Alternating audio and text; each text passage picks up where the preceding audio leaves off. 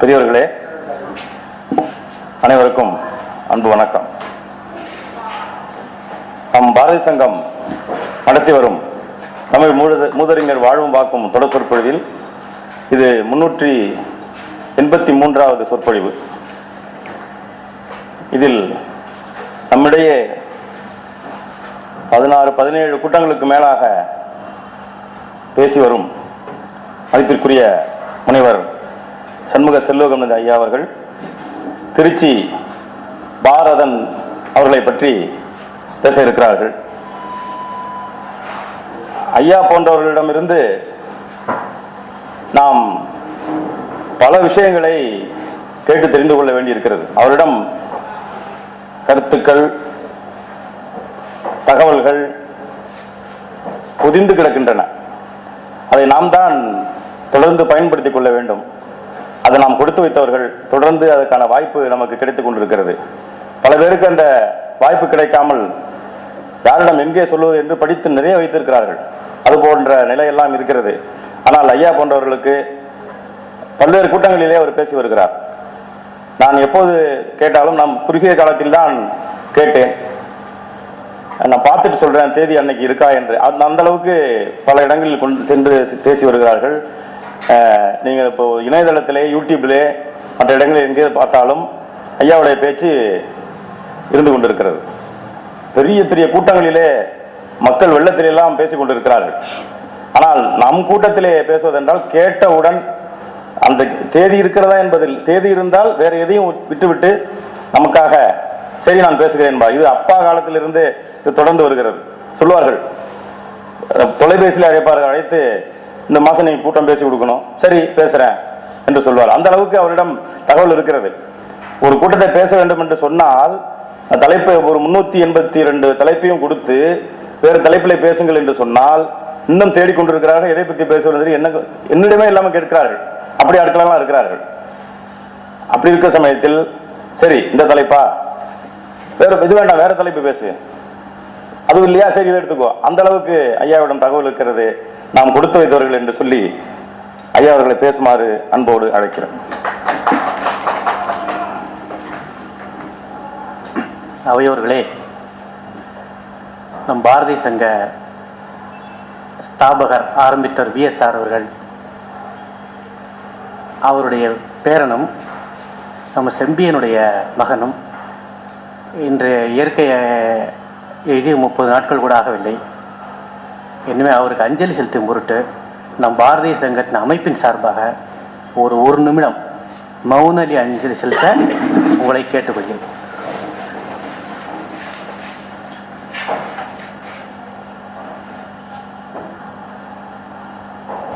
நன்றி.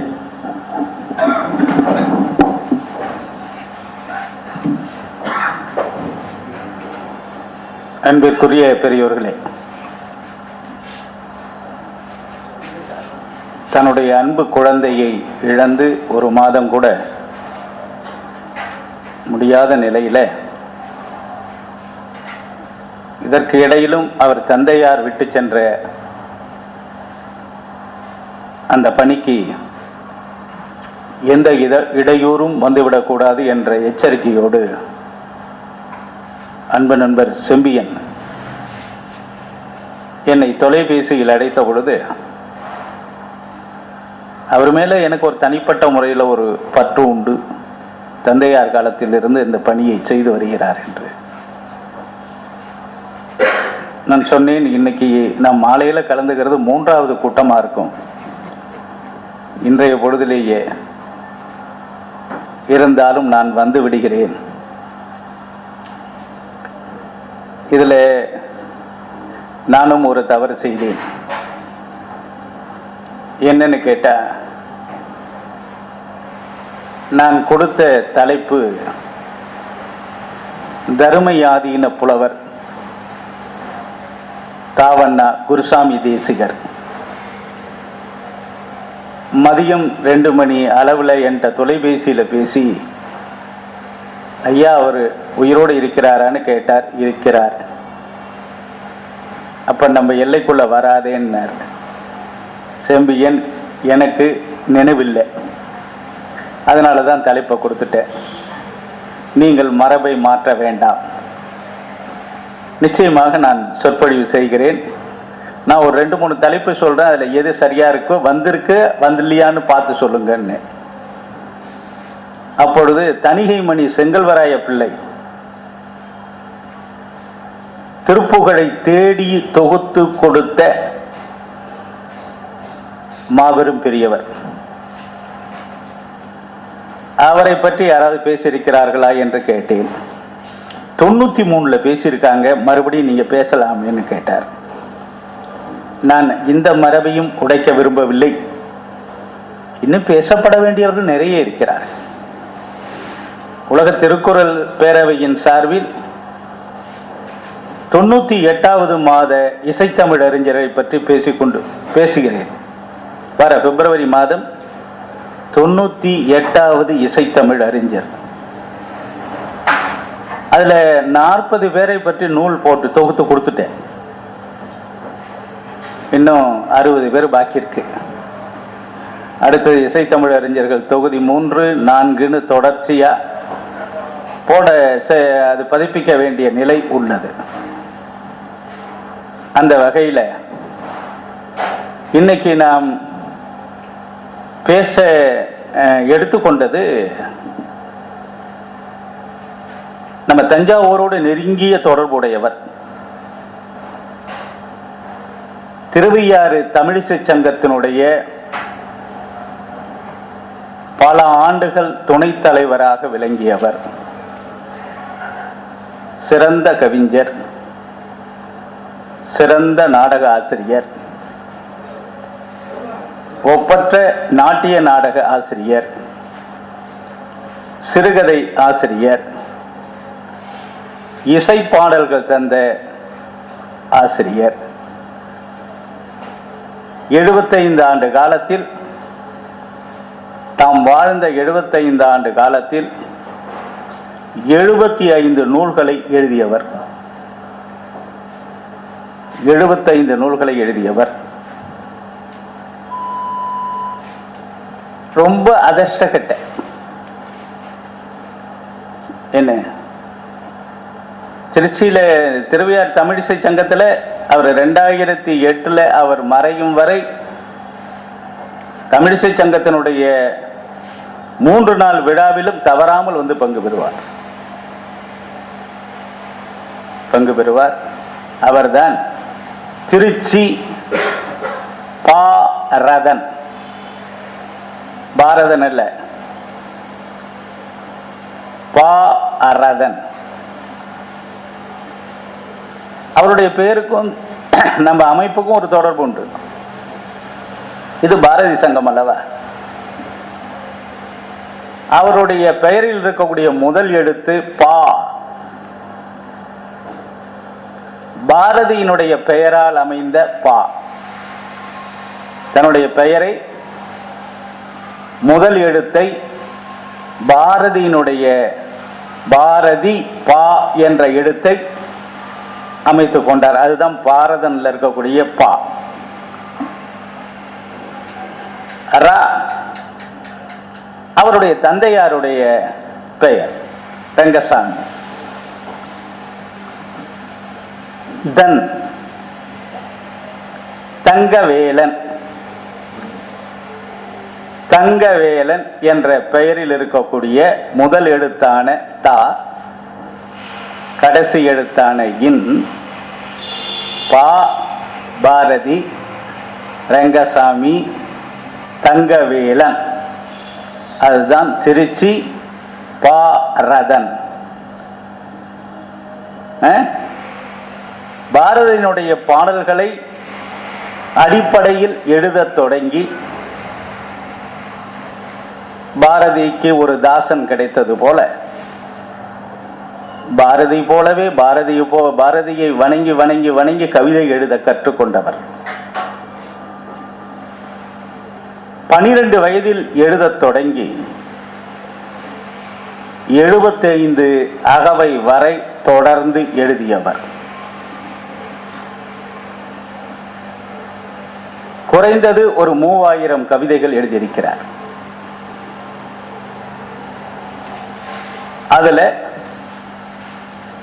ஒரு 1700க்கும் மேற்பட்ட கவிதைகள், இசைப்பாடல்கள்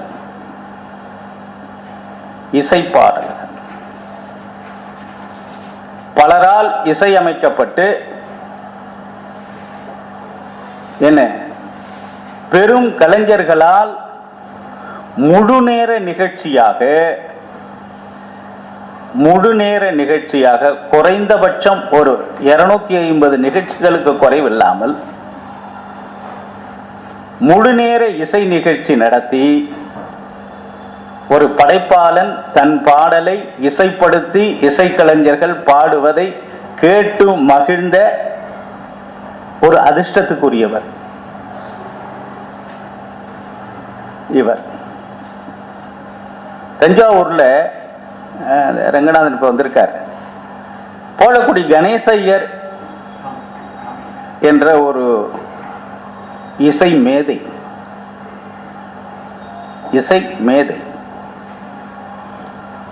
அவரோடு சேர்ந்து இசை நிகழ்ச்சி நடத்தியவர் பிரேமா.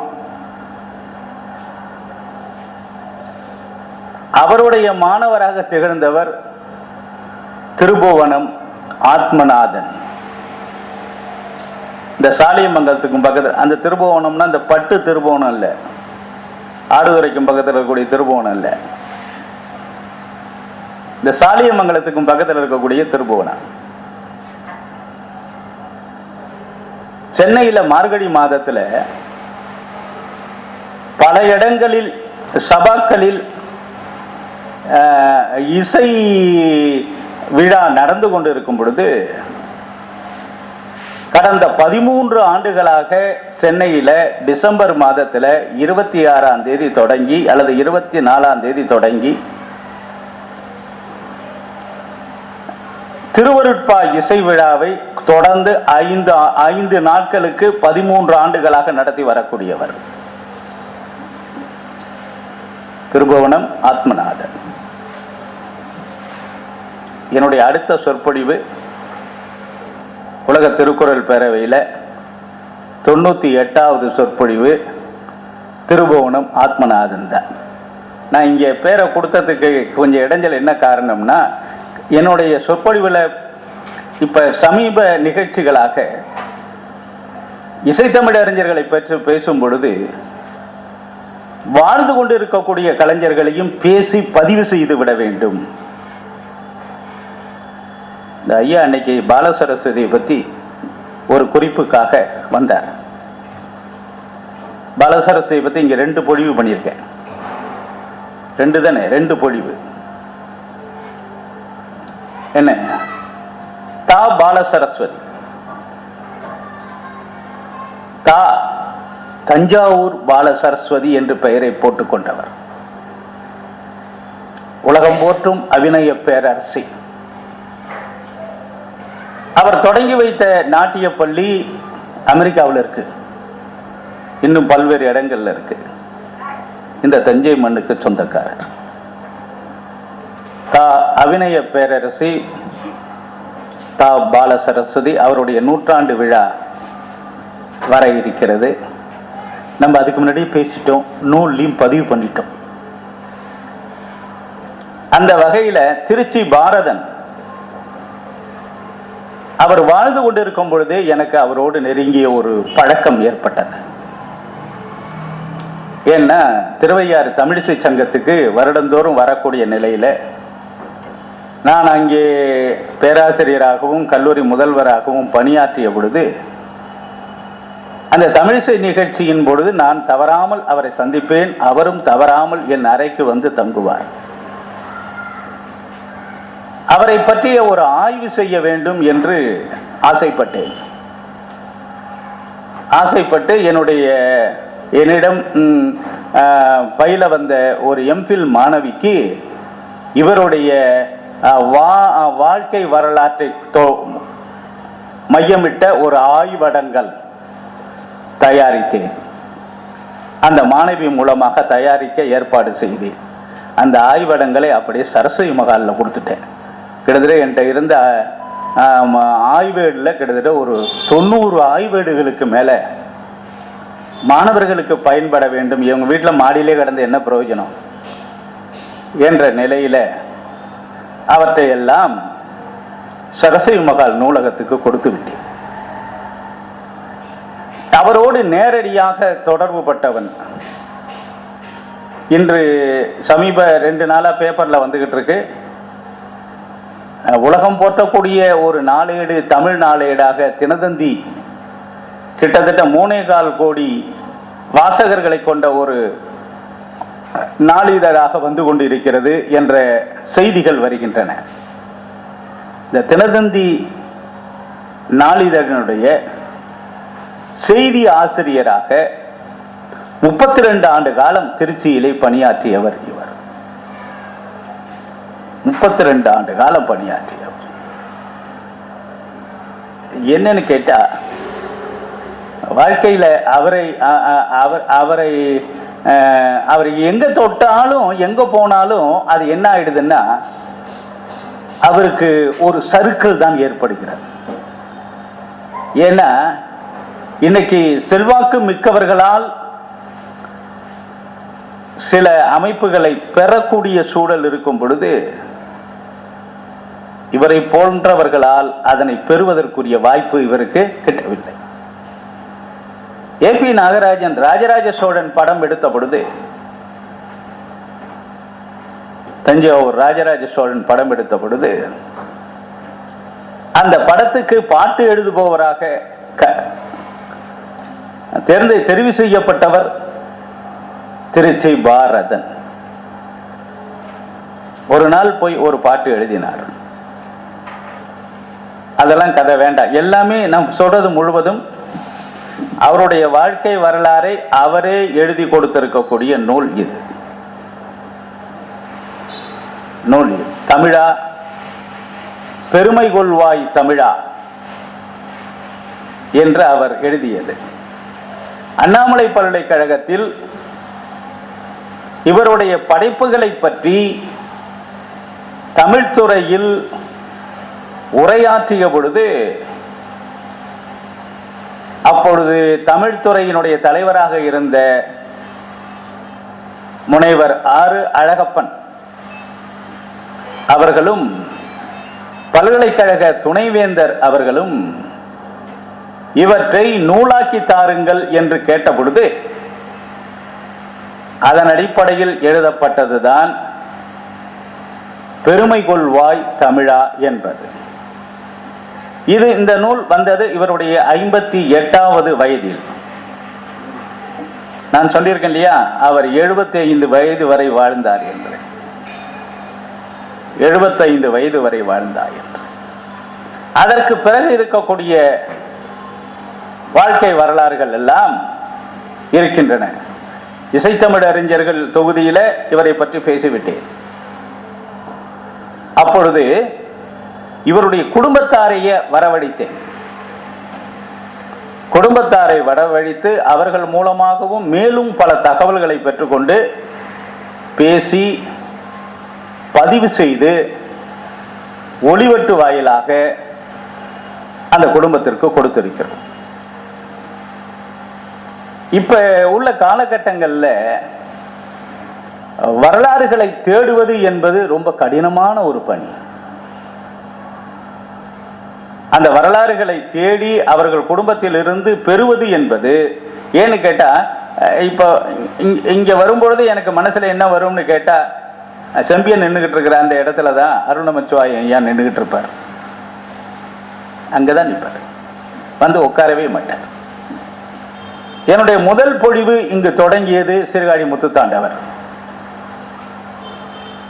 அதுக்கப்புறம் இசைத்தமிழறிஞர், நாட்டிய தமிழறிஞர் இவர்களை பற்றித்தான் நான் இங்கு பேசியிருக்கிறேனே தவிர, இயல் தமிழறிஞர்களை பற்றி கேட்டா எனக்கு தெரியாதுன்னு சொல்லிடுவேன்.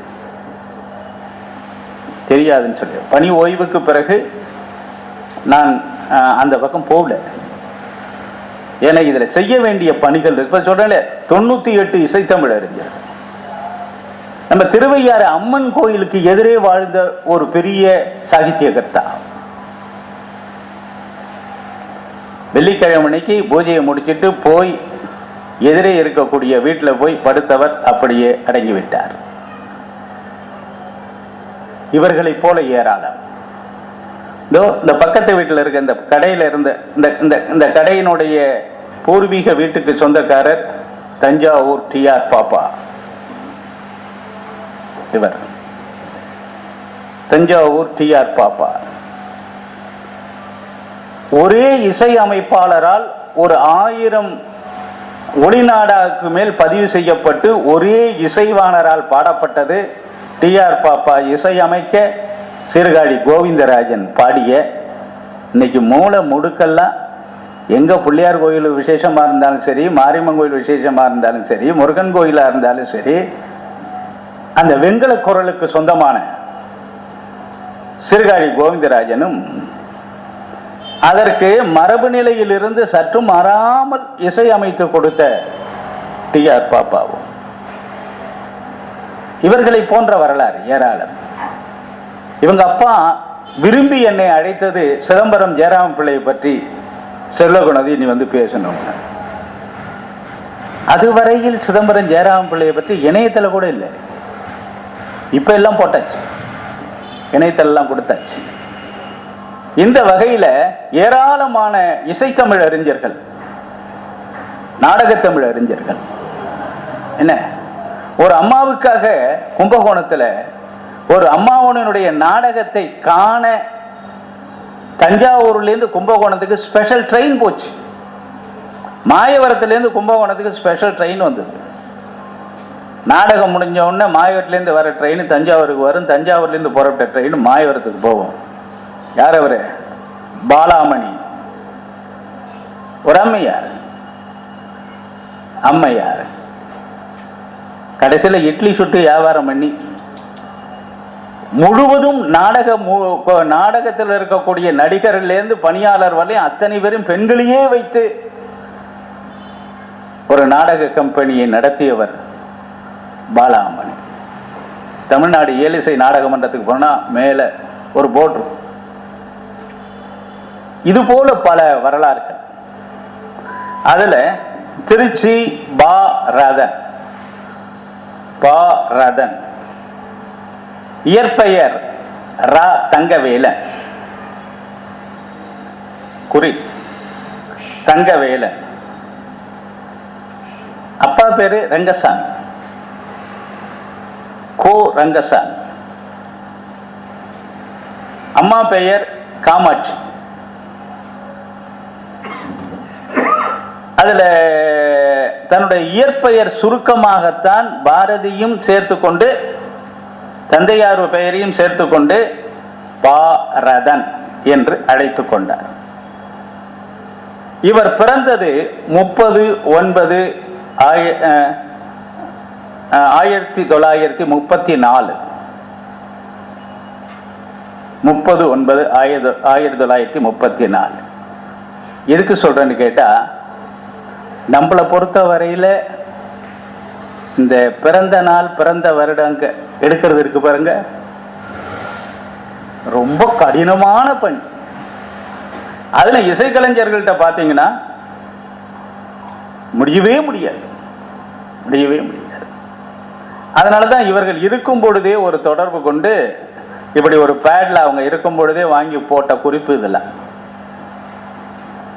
செம்பியன் சொன்ன உடனே இந்த குறிப்பேட்டை தான் தேடினேன். இந்த குறிப்பேட்டை தான் தேடினேன். இதுல மாரியப்ப சுவாமிகள் இருக்காரு, மதுரை மாரியப்ப சுவாமிகள். அவரை பத்தி யாரும் பேசல. ஆகட்டும், பார்க்கலாம்.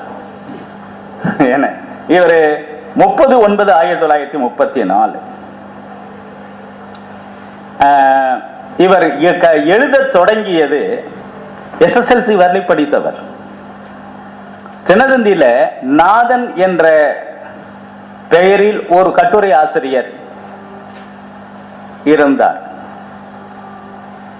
இவரும் அவரும் வகுப்பு தோழர்கள்.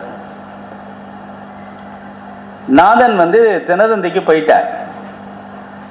இவர் SSLC முடிச்சுட்டு திருச்சி மார்க்கெட்ல இருக்கக்கூடிய சக்கரமண்டியில வேலையில் இருந்தார். அப்பொழுது நாதன் தான் இவரை ஆதித்தனாரிடம் அறிமுகப்படுத்தி தினதந்திக்குள்ள அழைத்து சென்றவர். இவர் தினதந்தியில பணியில் சேர்ந்த நாள் 2/5/1959. 2/5/1959 பணியில் சேர்ந்து 5 மாதம் வரை இவருக்கு சம்பளம் வழங்கப்படவில்லை. ஏன் சம்பளம் வழங்கல? இவர் விட்டுட்டு போயிடுவாரோ இருப்பாரோ என்னங்கிற ஒரு நிலையில, சரி நீ இந்த நமக்கு இருக்கிறதே கொஞ்சம் சம்பளம், இதுலயும் நம்ம விட்டுட்டு என்ன பண்றதுங்கிறதுக்காக இவர் பணியில சேர்றதுக்கு முன்னாடி இவருக்கு திருமணம் ஆயிட்டு. இவருக்கு திருமணம் நடந்தது 11/2/1959. இவர் பணியில் சேர்ந்தது 2/5/1959. திருமணமாகி ஒரு 3 மாதத்துல வேலைக்கு போனார். வேலைக்கு போய் 5 மாசம் சம்பளம் இல்ல. தாக்கு பிடிக்க முடியுமோ? ஒழுங்கா மார்க்கெட் வேலையில இருந்துகிட்டு இருந்தாலும் அன்றாடம் ஏதாவது பணமாவது கிடைச்சிருக்கும். அப்புறமா ஒரு நாள் ஆதித்தனார் கூப்பிட்டு, நீ இன்றிலிருந்து செய்தி ஆசிரியராக வா, செய்தி துணை ஆசிரியராக. 5 மாத காலம் இவருக்கு பொறுமைக்கும் இவருடைய பணிக்கும் ஒரு சோதனை தந்து 5 மாத ஊதியத்தையும் சேர்த்து கொடுத்தார். 5 மாத ஊதியத்தையும் இவர் சேர்த்து கொடுத்தார். இவருடைய துணைவியார் பெயர் கிருஷ்ணாம்பாள். துணைவியார் பெயர் கிருஷ்ணாம்பாள். 5 குழந்தைகள்.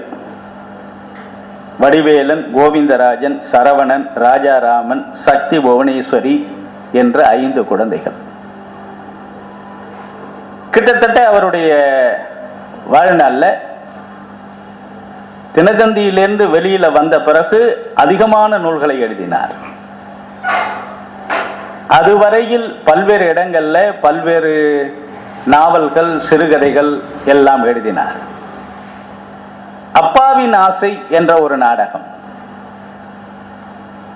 அந்த நாடகத்தில் நடித்தவர் தான் கமலஹாசன். புரியுதுங்களா? அப்பாவின் ஆசை என்ற நாடகத்தில் நடித்தவர். வாழ்நாள் முழுவதும் அவரை இவரும் மறக்கவில்லை, இவரை அவரும் மறக்கவில்லை. ஆச்சுங்களா? ராஜராஜ சோழனுடைய படத்துக்கு பாடல் எழுத தொடங்கி உட்கார்ந்து ஒரு பாடலை எழுதி கொடுக்க பிறகு வரும்பொழுது சொல்றாரு, எழுதி கொடுத்த உடனே அங்கேயே ஒரு போட்டி,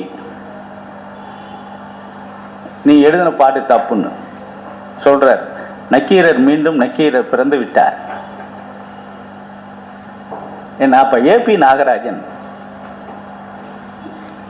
இவர் பதில் சொல்லாம அவர் பதில் சொல்லி, டைரக்டர் பதில் சொல்லி இவரை காப்பாற்றினார்.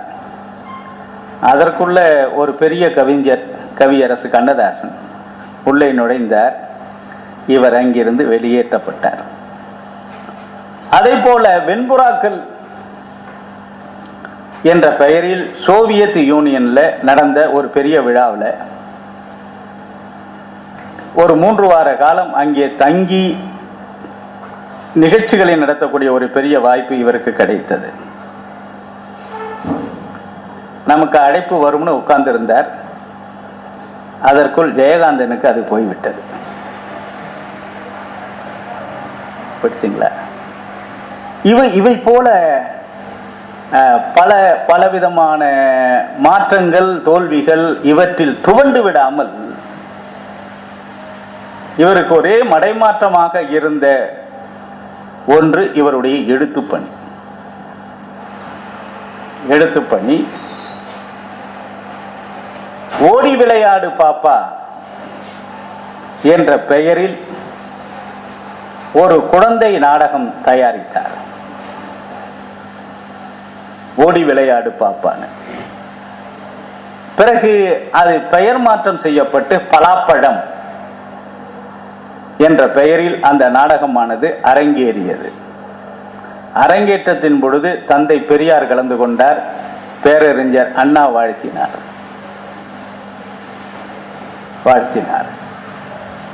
அதே போல இவர் எழுதிய கந்தன் காவியம் என்ற ஒரு நாட்டிய நாடகம் திருச்சியில ஸ்ரீரங்கத்தில் இருக்கக்கூடிய ஒரு நாட்டிய பள்ளியின் வாயிலாக கிட்டத்தட்ட இதுவரையில ஒரு 900 மேடைகளுக்கு குறைவில்லாமல் அரங்கேறிக்க ரேவதி முத்துசாமி நடத்தினார். இந்தியாவினுடைய ஜனாதிபதியாக இருந்த வெங்கட்ராமன் அவர்களுடைய தலைமையில் கூட டெல்லியில இந்த நாட்டிய நாடகம் அரங்கேற்றப்பட்டது. ஒரே நாட்டிய நாடகம். இவற்றையெல்லாம் தொடர்ந்து கண்டுகளிக்கக்கூடிய ஒரு பெரிய வாய்ப்பு இந்த படைப்பாளனுக்கு மட்டுமே கிடைத்தது. இந்த வகையில இவர் எழுதிய நூல்கள் 75.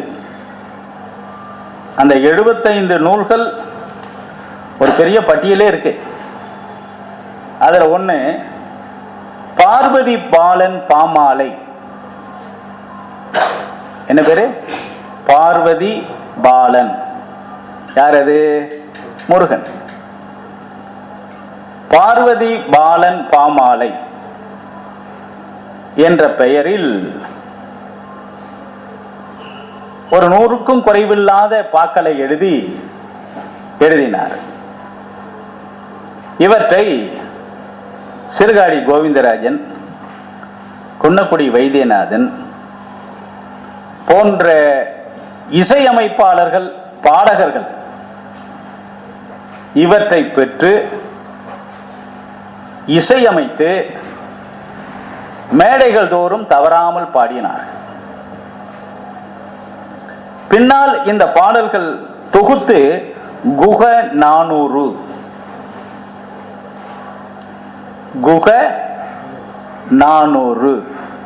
முருகனை பற்றி 400 இசைப்பாடல்கள். என்ன? அதே மாதிரி இன்னொன்னு சுக 400, சுகமளிக்கக்கூடிய 400 பாடல்கள் என்று ஒரு 400 பாடல்கள். குகன் கீதாஞ்சலி. என்ன? குகன் கீதாஞ்சலி என்ற நிலையில் ஒரு 1000 சொச்சம் இசைப்பாடல்கள். இது எல்லாம் எங்கேயோ அமெரிக்காவிலேயோ லண்டன்ல வாழ்ந்த தமிழனை பத்தி நம்ம பேசல. நம்ம ஊருக்கு பக்கத்தில் இருந்த அண்மையில் மறைந்த 2008 தான் அவர் மறைந்தது. என்ன? இந்த 10 வருஷம் வரல, தெரியாது. சமீபத்தில் ஒரு 3 மாதங்களுக்கு முன்னாடி பாரதிதாசன் பல்கலைக்கழகத்தில் கல்லூரி ஆசிரியர்களுக்கு ஒரு 22 நாள் பயிற்சி வகுப்பு போட்டிருந்தாங்க. அது முதல் நாள் தொடக்க விழா, தொடக்க நிகழ்ச்சி என்னது, ஒரு 3 மணி நேரம் போட்ட உடனே முதல்ல இசைத்தமிழ், அவள்தான் தலைப்பு. எனக்கு 3 மணி நேரத்துக்கு இசைத்தமிழ் என்பதுதான் தலைப்பு. ஒரு 1.5 மணி நேரம் வரையில வேறு சில வரலாறுகளை சொல்லிவிட்டு அடுத்த 1.5 மணி நேரம் இந்த கவிஞருடைய பெயரை சொல்லாமலேயே கிட்டத்தட்ட ஒரு 1/2 மணி நேரம் இவருடைய சாதனைகளை அடிக்க கேட்டுக்கிட்டு, யாருக்காவது இவர் பெயர் தெரியுமா? அப்பதான் இந்த கந்தன் காவியம்னு சொன்ன உடனே, இது பலருக்கு தெரிஞ்சிருக்குங்கிறதுனால கந்தன் காவியம்னு சொன்ன உடனே அது பாரதன்னு சொன்னாங்க. நான் இப்ப சொன்ன அத்தனை வரலாறுக்கும் சொந்தக்காரர் இவர் தான். திருச்சிக்கார் தான். பாலக்கரைக்கும் பக்கத்துல வாழ்ந்தவர் தான். எளிமையாக வாழ்ந்தவர்.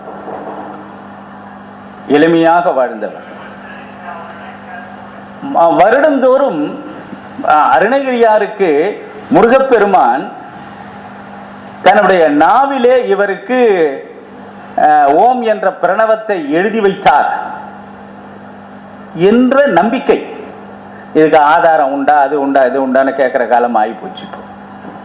நம்பிக்கை.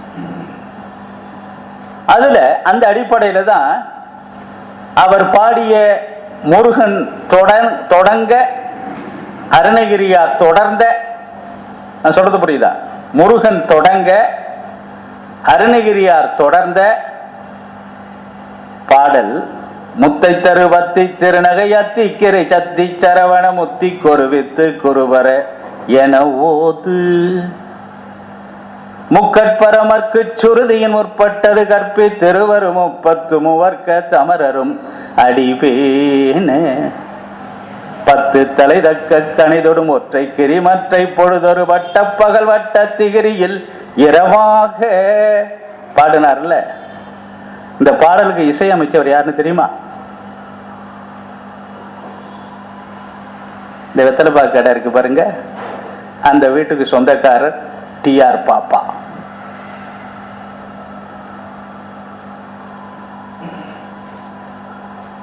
பாவலர் எப்ப புரியுதா? இந்த மண்ணுக்கு எவ்வளவு ஆழம் இருக்குன்னு இவர்தான். இந்த பாடலுக்குரிய ராகம் என்ன தெரியுமா? ரங்கநாதனியா, சண்முக பிரியா. அப்படிதானே செம்பியன்? சண்முக பிரியா அமைச்சர். இவருக்கு நாவிலே எழுதியது போல திருச்சி பாரதன் தன்னுடைய வாழ்க்கையில் அவர் சொல்லும் பொழுது பழனி முருகன் மீது அளவு கடந்த ஒரு பற்று இவர். அதுல பங்குனி உத்திரம் தோறும் தவறாமல் திருச்சியிலிருந்து பழனிக்கு தன் வாழ்நாள் முடியும் வரை பல்வேறு அல்லல்களிலிருந்து இவர் விடுபடுவதற்காக அந்த முருகனையே வழிபடும் கடவுளாக கொண்டு பாடியவைகள் தான் கிட்டத்தட்ட 1800 சொச்சத்துக்கும் மேற்பட்ட இசைப்பாடல்கள்.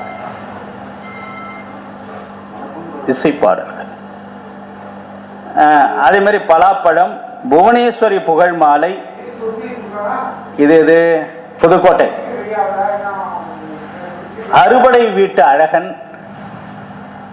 இது பிறகு நாட்டிய நாடகமாக கூட வந்தது. அறுபடை வீட்டு அழகன், இதனுடைய வளர்ச்சி தான் கந்தன் காவியம். அழகன், சிந்தனையில் வாழும் கந்தகிரி, இசைத்தன்றல், இது போல பல. அன்று இருந்த 20 அம்ச திட்டத்தினுடைய அமைப்பை ஒட்டி சில கதைகளையும் எழுதினார். அதோடு அல்லாமல் குழந்தைகளுக்காக, இன்னொரு சொல்ல போனா இந்தியாவிலேயே முதலில் குழந்தைக்காக நாடகம் எழுதிய முதல் நாடக ஆசிரியர் திருச்சி பாரதன். இந்தியாவிலே எல்லாம் இதுக்குள்ள இருக்கு. நான் எந்த தகவலையும் பொய் சொல்லல. அவருடைய நேரடி ஸ்டேட்மெண்ட் இது, பலர் அங்கீகரித்தது. என்ன திருச்சி பாரதன். அதே மாதிரி குழந்தைகளுக்கு, தொடக்கப்பள்ளி குழந்தைகளுக்காக மழலை பாடல்கள், குழந்தை பாடல்கள் பலவற்றை எழுதி தொகுத்து தமிழ்நாடு அரசு சார்பில் 5991 படிகள் இவருடைய பாடல்கள் பெற்று பள்ளிகள் தோறும் பாடுவதற்கு கொடுக்கப்பட்டன. இவருடைய இசைப்பாடல்களை புதுடெல்லி சாகித்ய அகாடமி, பிறகு அந்த பாடலை தமிழ்ல படிச்சு காட்டுறேன், சாகித்ய அகாடமி ஹிந்தியில் மொழிபெயர்த்து வெளியிட்டது. ஞானபீட விருதுக்கு நடக்கக்கூடிய அமைப்பின் சார்பில் இவருடைய பாடல்கள் ஹிந்தியில் மொழிபெயர்க்கப்பட்டன. அந்த பாடல்களை எல்லாம் இதிலேயே கொடுத்திருக்கார். நாம் பிறகு இவர் வாழ்க்கை வரலாறு கொஞ்சம் ஓட்டிட்டு நாம் பிறகு உள்ளுக்குள்ள இலக்கியத்துக்குள்ள வருவோம். வாழ்வை முடிச்சு விட்டு பிறகு வாக்குக்கு வருவோம். புரியுதா? இந்த வகையில குன்றக்குடி முருகன், தினதந்தி வரலாறு, உத்தமன் முத்து, பூம்புகார் கலைச்செல்வி, ரங்கநாதன் ஐயா 3 நாள்ல எழுதின நாட்டிய நாடகம், கோவிலடி ஐயங்கார். அவர் இசை அமைத்தது இதற்கு. எழுதியது 2 நாள், இசை அமைத்தது 1 நாள். 3ஆம் நாள் பூம்புகாரில் இந்திர விழாவில் இது அரங்கேற்றப்பட்டது.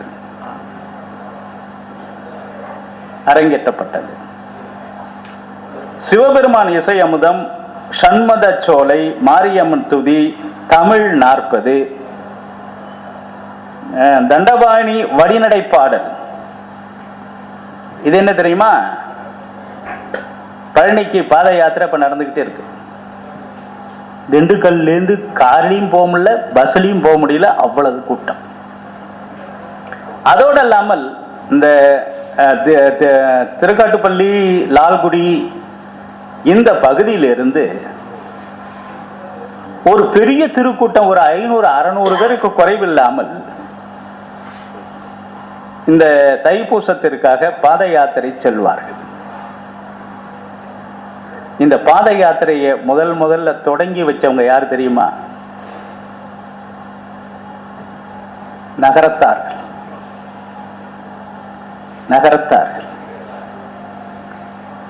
அங்க ஒரு ஊர் இருக்கு. அந்த ஊர்ல வீட்டுக்கு ஒரு பழனியப்பன் இருப்பார். வீட்டுக்கு ஒரு பழனி இருப்பார். பழனி முருகனை பத்தி ஒரு நூல் போட்டு கொடுத்திருக்கேன். ஒரு அன்பர் கேட்டார், பழனி முருகன் கோயில்ல எப்படியா போய் வழிபடுறதுன்னு கேட்டார். பழனி முருகன் கோயில்ல பழனி எதுன்னு தெரியுமான்னு கேட்டேன். முதல்ல தமிழ்நாட்டில் எத்தனை பழனி இருக்குன்னு தெரியுமான்னு கேட்டேன். நமக்கு தெரிஞ்ச சென்னையில் ஒரு வடபழனி இருக்கு. வடபழனி, தென்பழனி, நடுபழனி, கீழ்பழனி, மேல் பழனி, கொங்கு பழனி, இப்படி இருக்கு. தெரியுமா எங்க இருக்குன்னு தெரியுமா? பழனி முருகன் கோயில்ல வழிபடுறதுக்கு எது முதல்ல தொடக்கம் தெரியுமான்னு கேட்டேன்.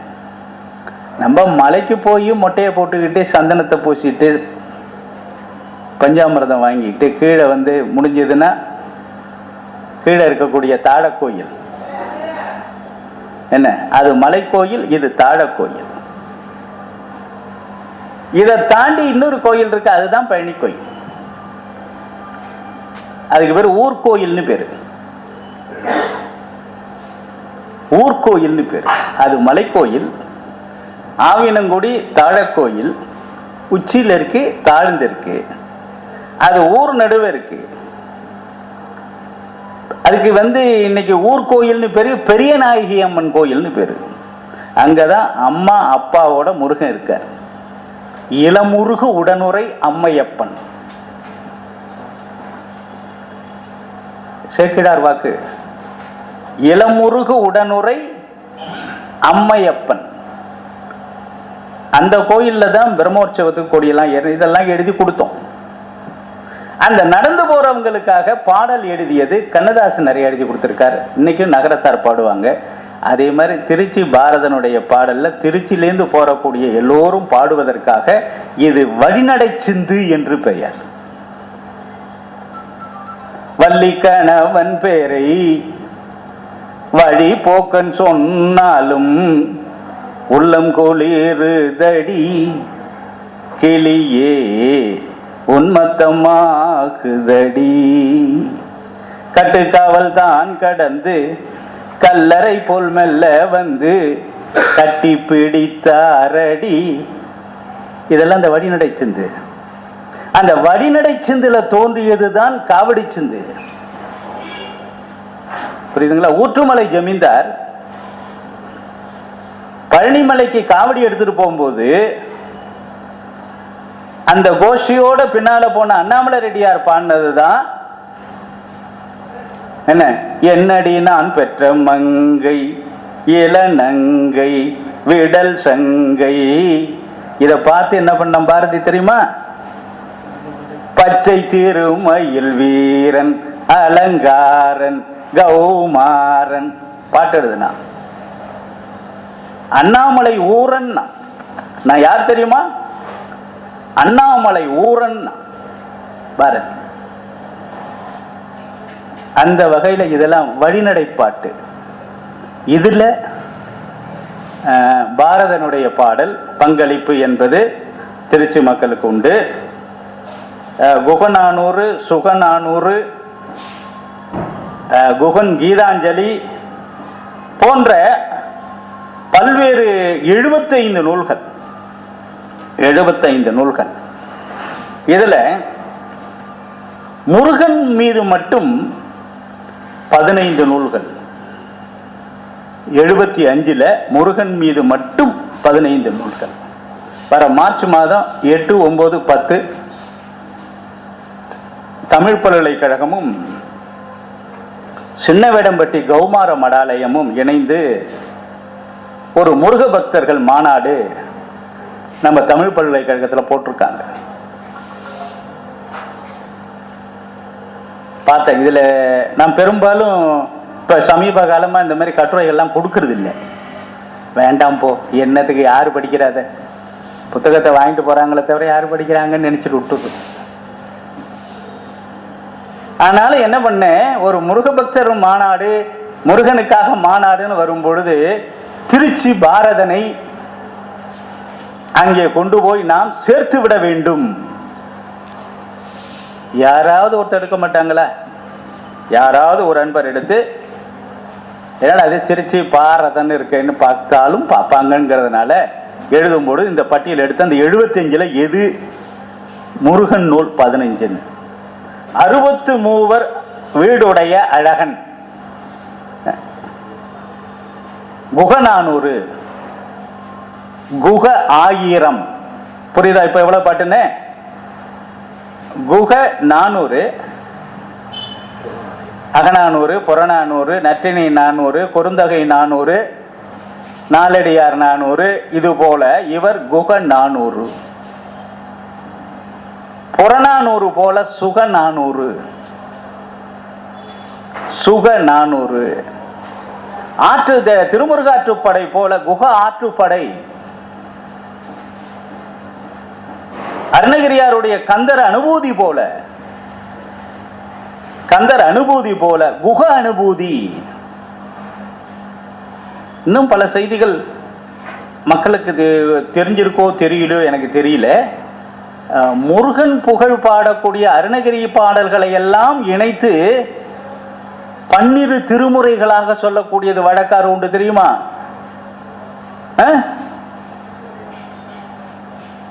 நம்ம சைவ திருமுறைகள் 12 சொல்றோம் இல்லையா? அது அவை போல வாசை செங்கல்வராய பிள்ளை, தணிகை மணி வாசை செங்கல்வராய பிள்ளை, என்ன அந்த வாசை செங்கல்வராய பிள்ளையினுடைய வீட்டை பற்றி வாரியார் சொல்வார், அது திருப்புகழினுடைய தாய் வீடு என்பார். எப்படி நம்பியாண்டார் நம்பி திருமுறைகளை எல்லாம் ராஜராஜன் மூலமாக தேடி தொகுத்து வகுத்து கொடுத்தானோ, நாதமுனிகள் எப்படி 4000 தேடி தொகுத்து வகுத்து 4000 பங்கிட்டு அளித்தாரோ, அவரை போல ஊர்கள் தோறும் வீடுகள் தோறும் இருந்த திருப்புகழ் ஓலை சுவடிகளை அவருடைய தந்தையார் சுப்பிரமணிய பிள்ளையும், அவர் வடக்குப்பட்டு சுப்பிரமணிய பிள்ளை என்று பெயர், அவருக்கு பிறகு செங்கல்வராய பிள்ளையும் தந்தையார் தொடுத்த பணியை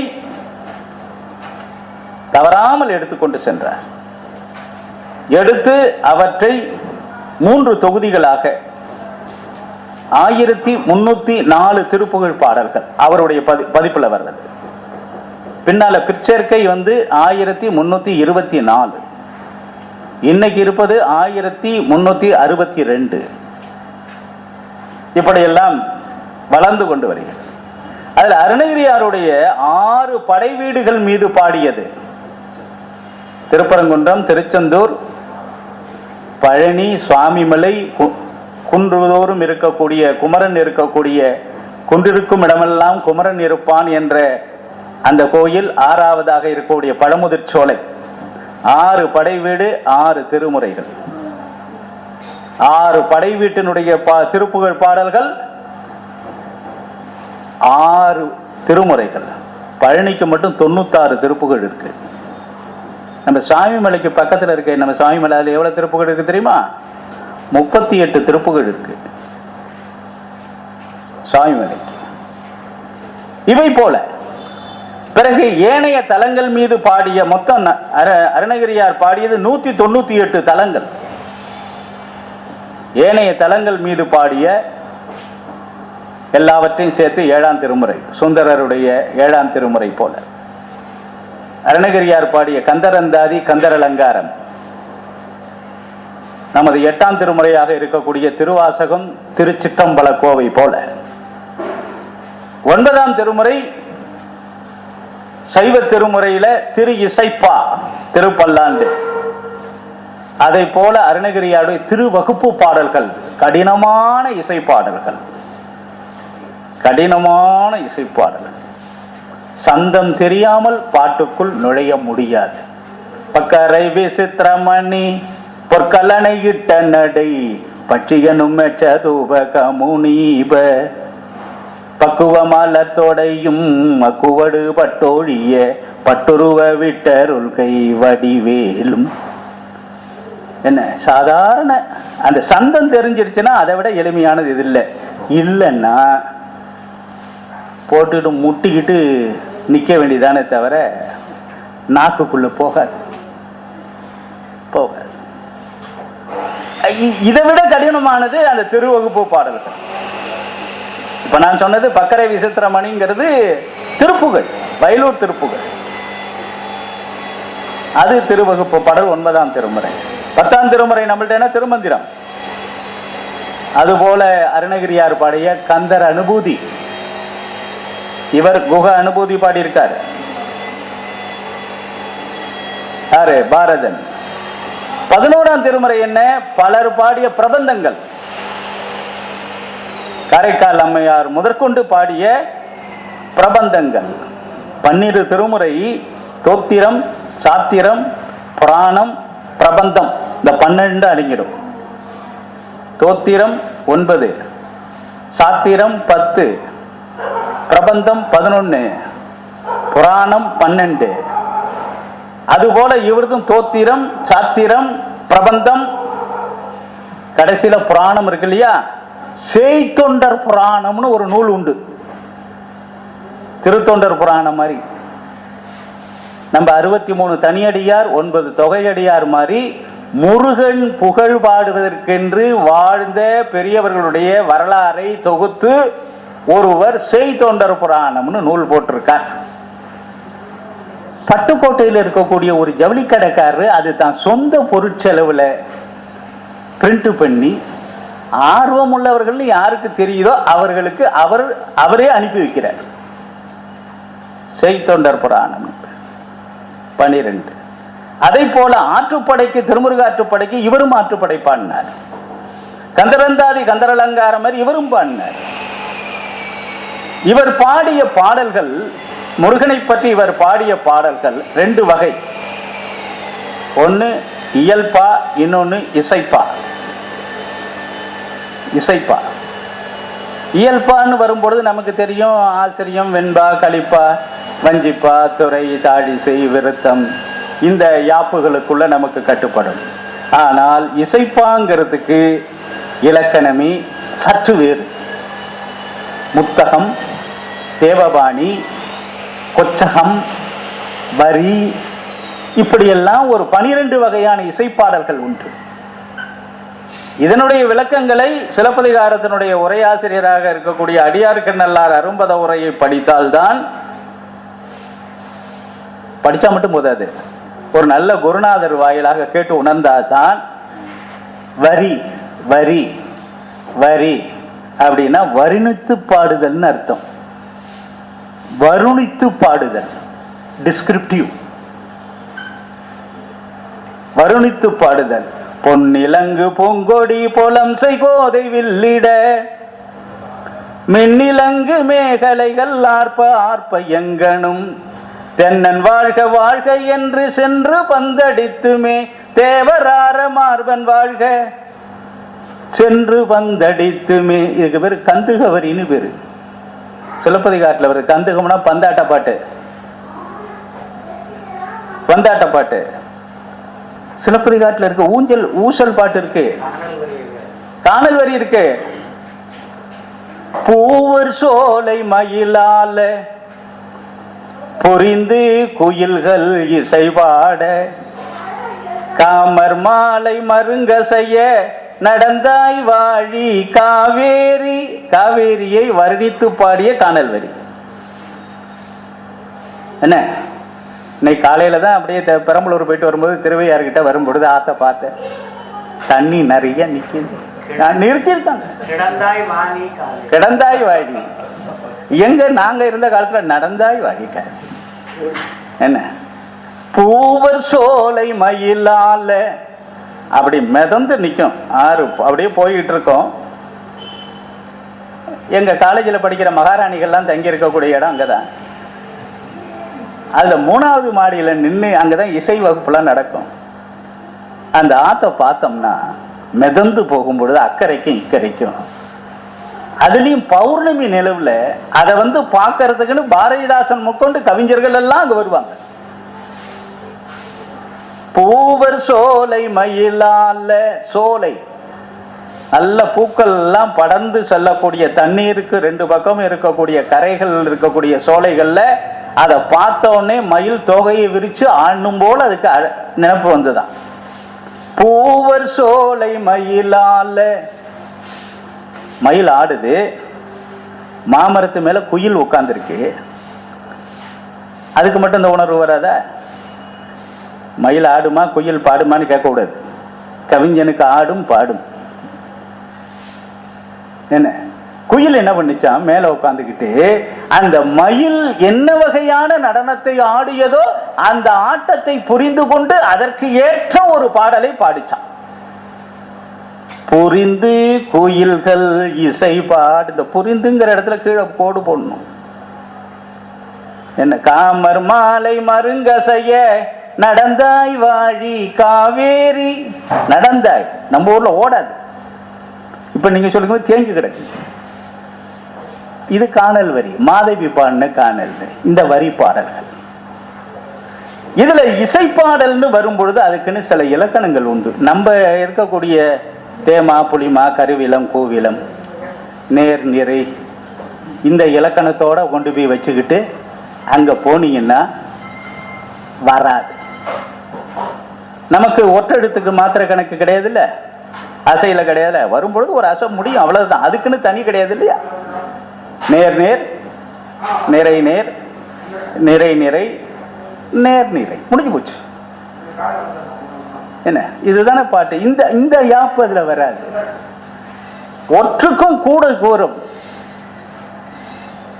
ஒற்றுக்கும் அங்க மாத்திர அளவு உண்டு இசைப்பாட்டுல. நீட்டம் வேண்டின் அவ்வளவுடைய கூட்டி எழுதல் என்மனார் புலவர். யாரு? தொல்காப்பியர். அளவிறந்து உயிர்த்தலும் அளவு இறந்து உயிர்த்தலும், உயிரெடுத்து 3 மாத்திரையை தாண்டியும் ஒலிக்கும். ஒற்று அதற்குரிய அரை மாத்திரையை தாண்டி 1 மாத்திரையும் ஒலிக்கும், 2 மாத்திரையும் ஒலிக்கும், 3 மாத்திரையும் ஒலிக்கும். இயல் தமிழ்ல வராது. அப்படிதானே பாவலரியா? போட்டா உடனே நீங்க என்ன பண்ணுவீங்க? தப்பு. ஒட்டளவடையா இருந்தா கூட வேணா இன்னும் அரை மாத்திரை பிளஸ் பண்ணிக்கோ, போனா அவ்வளவுதானே. இங்க உண்டு, இங்க உண்டு. பூவர் சோலை மயிலால, பூவர் எத்தனை மாத்திரை வருது உங்க கணக்குக்கு வச்சுக்கிட்டா?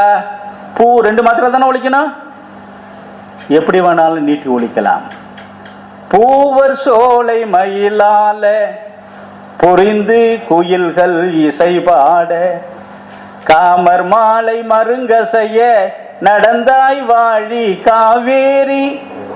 காமர் மாலை மருங்க செய்ய நடந்ததெல்லாம் நின் கணவன் நாம வேலின் திறம் கண்டே அறிந்தேன் வாழி காவேரி.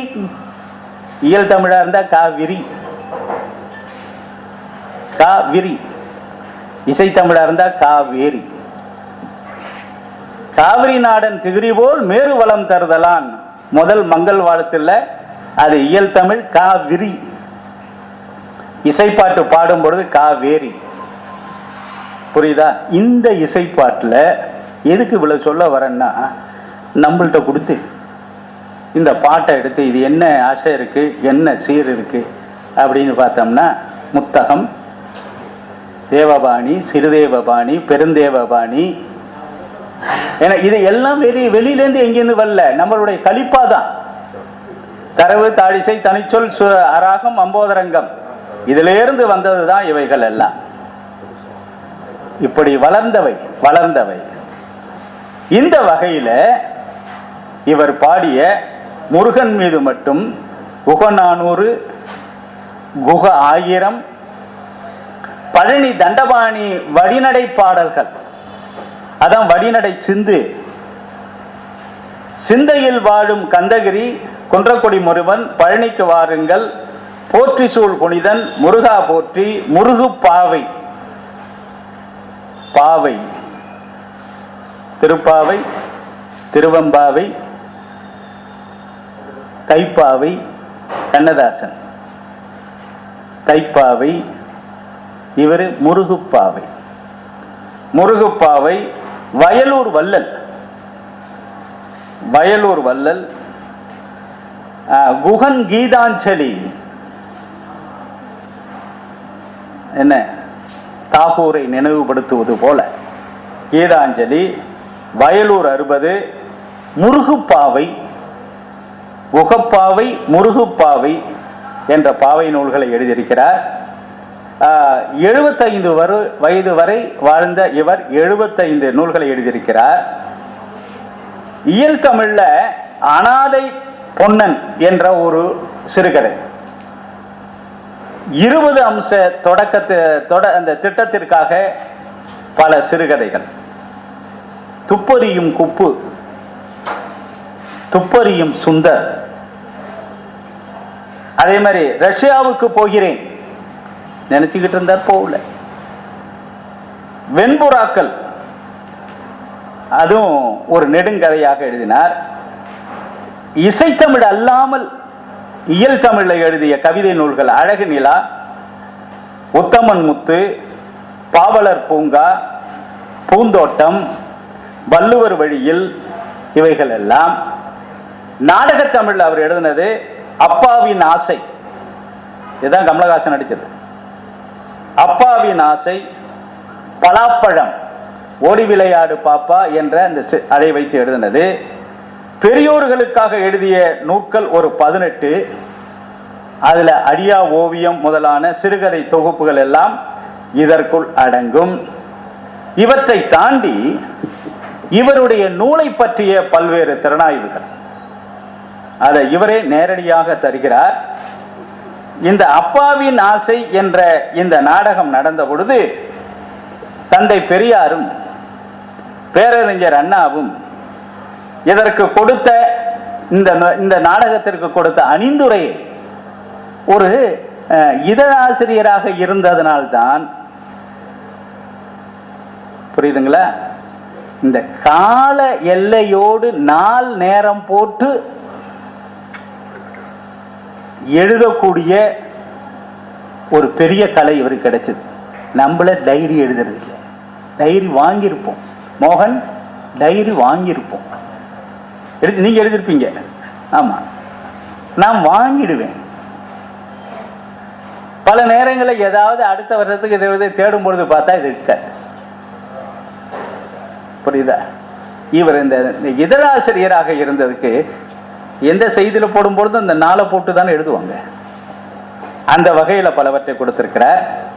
தஞ்சாவூர்ல இவருக்கு கூசாக்கி தாசன் என்ற ஒரு பெயர் உண்டு. அவர் யார் தெரியுமா? கூசா கிருஷ்ணமூர்த்தி, குருவாயூர் பொன்னம்மாள், என்னம்மா ராமன் தெரியாது? குருவாயூர் துறைன்னு கேள்விப்பட்டீங்களா? ஒரு பெரிய மிருதங்கக்காரர், அவருடைய சகோதரியார். குருவாயூர் பொன்னம்மாளை வைத்து ஒரு 100 பாடல்களை, அருட்பா பாடல்களை இசைப்பாடலாக மாற்றியவர். கும்பகோணம் சாமிநாதன் கிருஷ்ணமூர்த்தி, கூசாக்கி, நாங்க பலமுறை சொல்றது கூசாமல் வெத்தலை போடக்கூடிய கிருஷ்ணமூர்த்தி. கூசாக்கி என்ன மிகப்பெரிய கவிஞர். எனக்கு திருவையாறுல வேலை பார்த்துட்டு இருக்கும் பொழுது நம்ம திருவையாறு தமிழிசை விழாக்கு கூசாக்கி பாடல்கள் போட்டி அப்படின்னு இந்த தங்க கலியமூர்த்தி அனௌன்ஸ் பண்ணிடுவார். ரொம்ப பேர் என்கிட்ட வந்து கேட்பாங்க. நான் இப்போ வெறும் இலக்கண வாத்தியாரும் மொழியியல் வாத்தியாரும் இருந்ததுனால எனக்கு தெரியல. அப்புறமா யாராவது ஒருத்தர் ரெண்டு பேரை கேட்டு தெரிஞ்சா அவருடைய சொந்த ஊர் நம்ம தஞ்சாவூருக்கும் பக்கத்தில் இருந்தவர், கும்பகோணம் அவருடைய சொந்த ஊர், தஞ்சாவூருக்கும் பக்கத்தில் அவருடைய உறவினர்கள்லாம் இருக்காங்கன்னு தெரிஞ்சு பிறகு வாங்கணும். அதே போல இவருடைய கவிதைகள், ஏராளமான கவிதைகள், திரைப்பாடல்கள், இவைகள் எல்லாம் இப்பொழுது அண்மை காலத்தில் இதெல்லாம் பதிப்பாகி வெளியிலே வந்திருக்கின்றன. பதிவாகி வெளியே வருகிறது. இவர் தன்னை கூசாக்கி தாசன், திருச்சி பாரதன் என்ன பண்ணுவார், கூசாக்கி தாசன் என்று தன்னை அழைத்துக் கொள்வார்.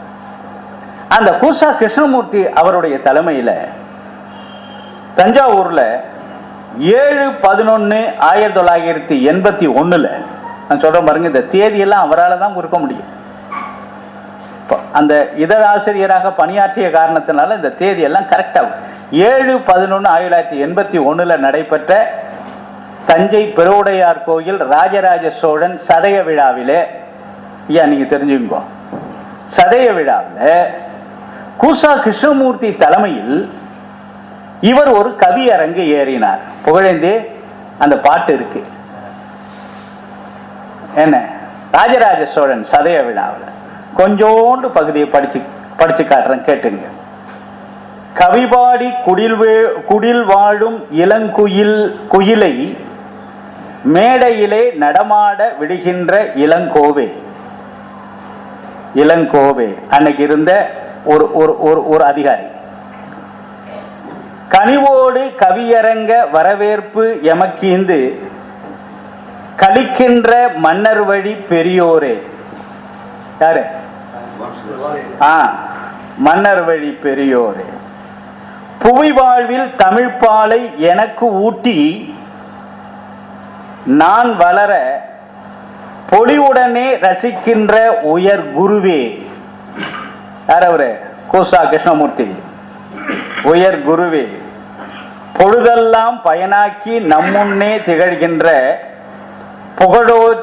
புகழோச்சும் அமைச்சு நற்சான்றோரே, உடன்பிறவா நிலையினும் உணர்வோடு கலைந்து நிதாய் ஒன்றி வரும் எனதருமை கவி கூட்டமே, ஒப்பரிய தாயகத்தை காக்கின்ற உறுதியுடன் உழைக்கின்ற பெரியோரே, தாய்மாரே, அடடாவோ என உலகில் பிறர் மாந்தர் வியல் உயர்த்தி அதிசயிக்கும் திருக்கோயில் எழிலிடம் இது. அருஞ்சுவையாம் கவியமுதம் இன்பமுடன் சுவைத்திடவே அமர்ந்துள்ள தமிழ்குலமே வணக்கம் வாரீர் என்று தொடங்கி அந்த கவிதையை முழுவதும் இதுல பதிவு பண்ணியிருக்கிறார். அடுத்ததாக புதுடெல்லி சாகித்ய அகாடமியில இவருடைய கவிதைகளை மொழிபெயர்த்து வெளியிட்டார்கள். 1962-63 இந்த கவிதை இந்தியில் மொழிபெயர்க்கப்பட்டது. அந்த பாட்டு ஆசைக்கு ஆணை, தலைப்பு ஆசைக்கு ஆணை. மேட்டூர் அணையின் காட்சிகள் காண மேட்டூருக்கு போறாரு. அங்க இவர் மனைவியும் நின்று பார்த்துக்கிட்டு இருக்கின்ற அந்த எழில் எழுதுறார். மேட்டூர் அணையின் காட்சிகள் காண மிகுதியாய் எழுந்த ஆவலினாலே கூட்டி சென்றேன் தலைவியை, ஒரு நாள் குதூகலம் தன்னை கூட்டியே வந்தார். அணையின் மேலே நடந்தோம், அன்னை அன்பின் விளக்கம், ஆனால் காவிரி இணையில்லாமல் எழில் பெற கடந்தார். இப்ப நந்தியெல்லாம் வெளியில தெரியுது. கிடந்தார். எந்தன் மனமும் தொடுதிட நின்றேன்.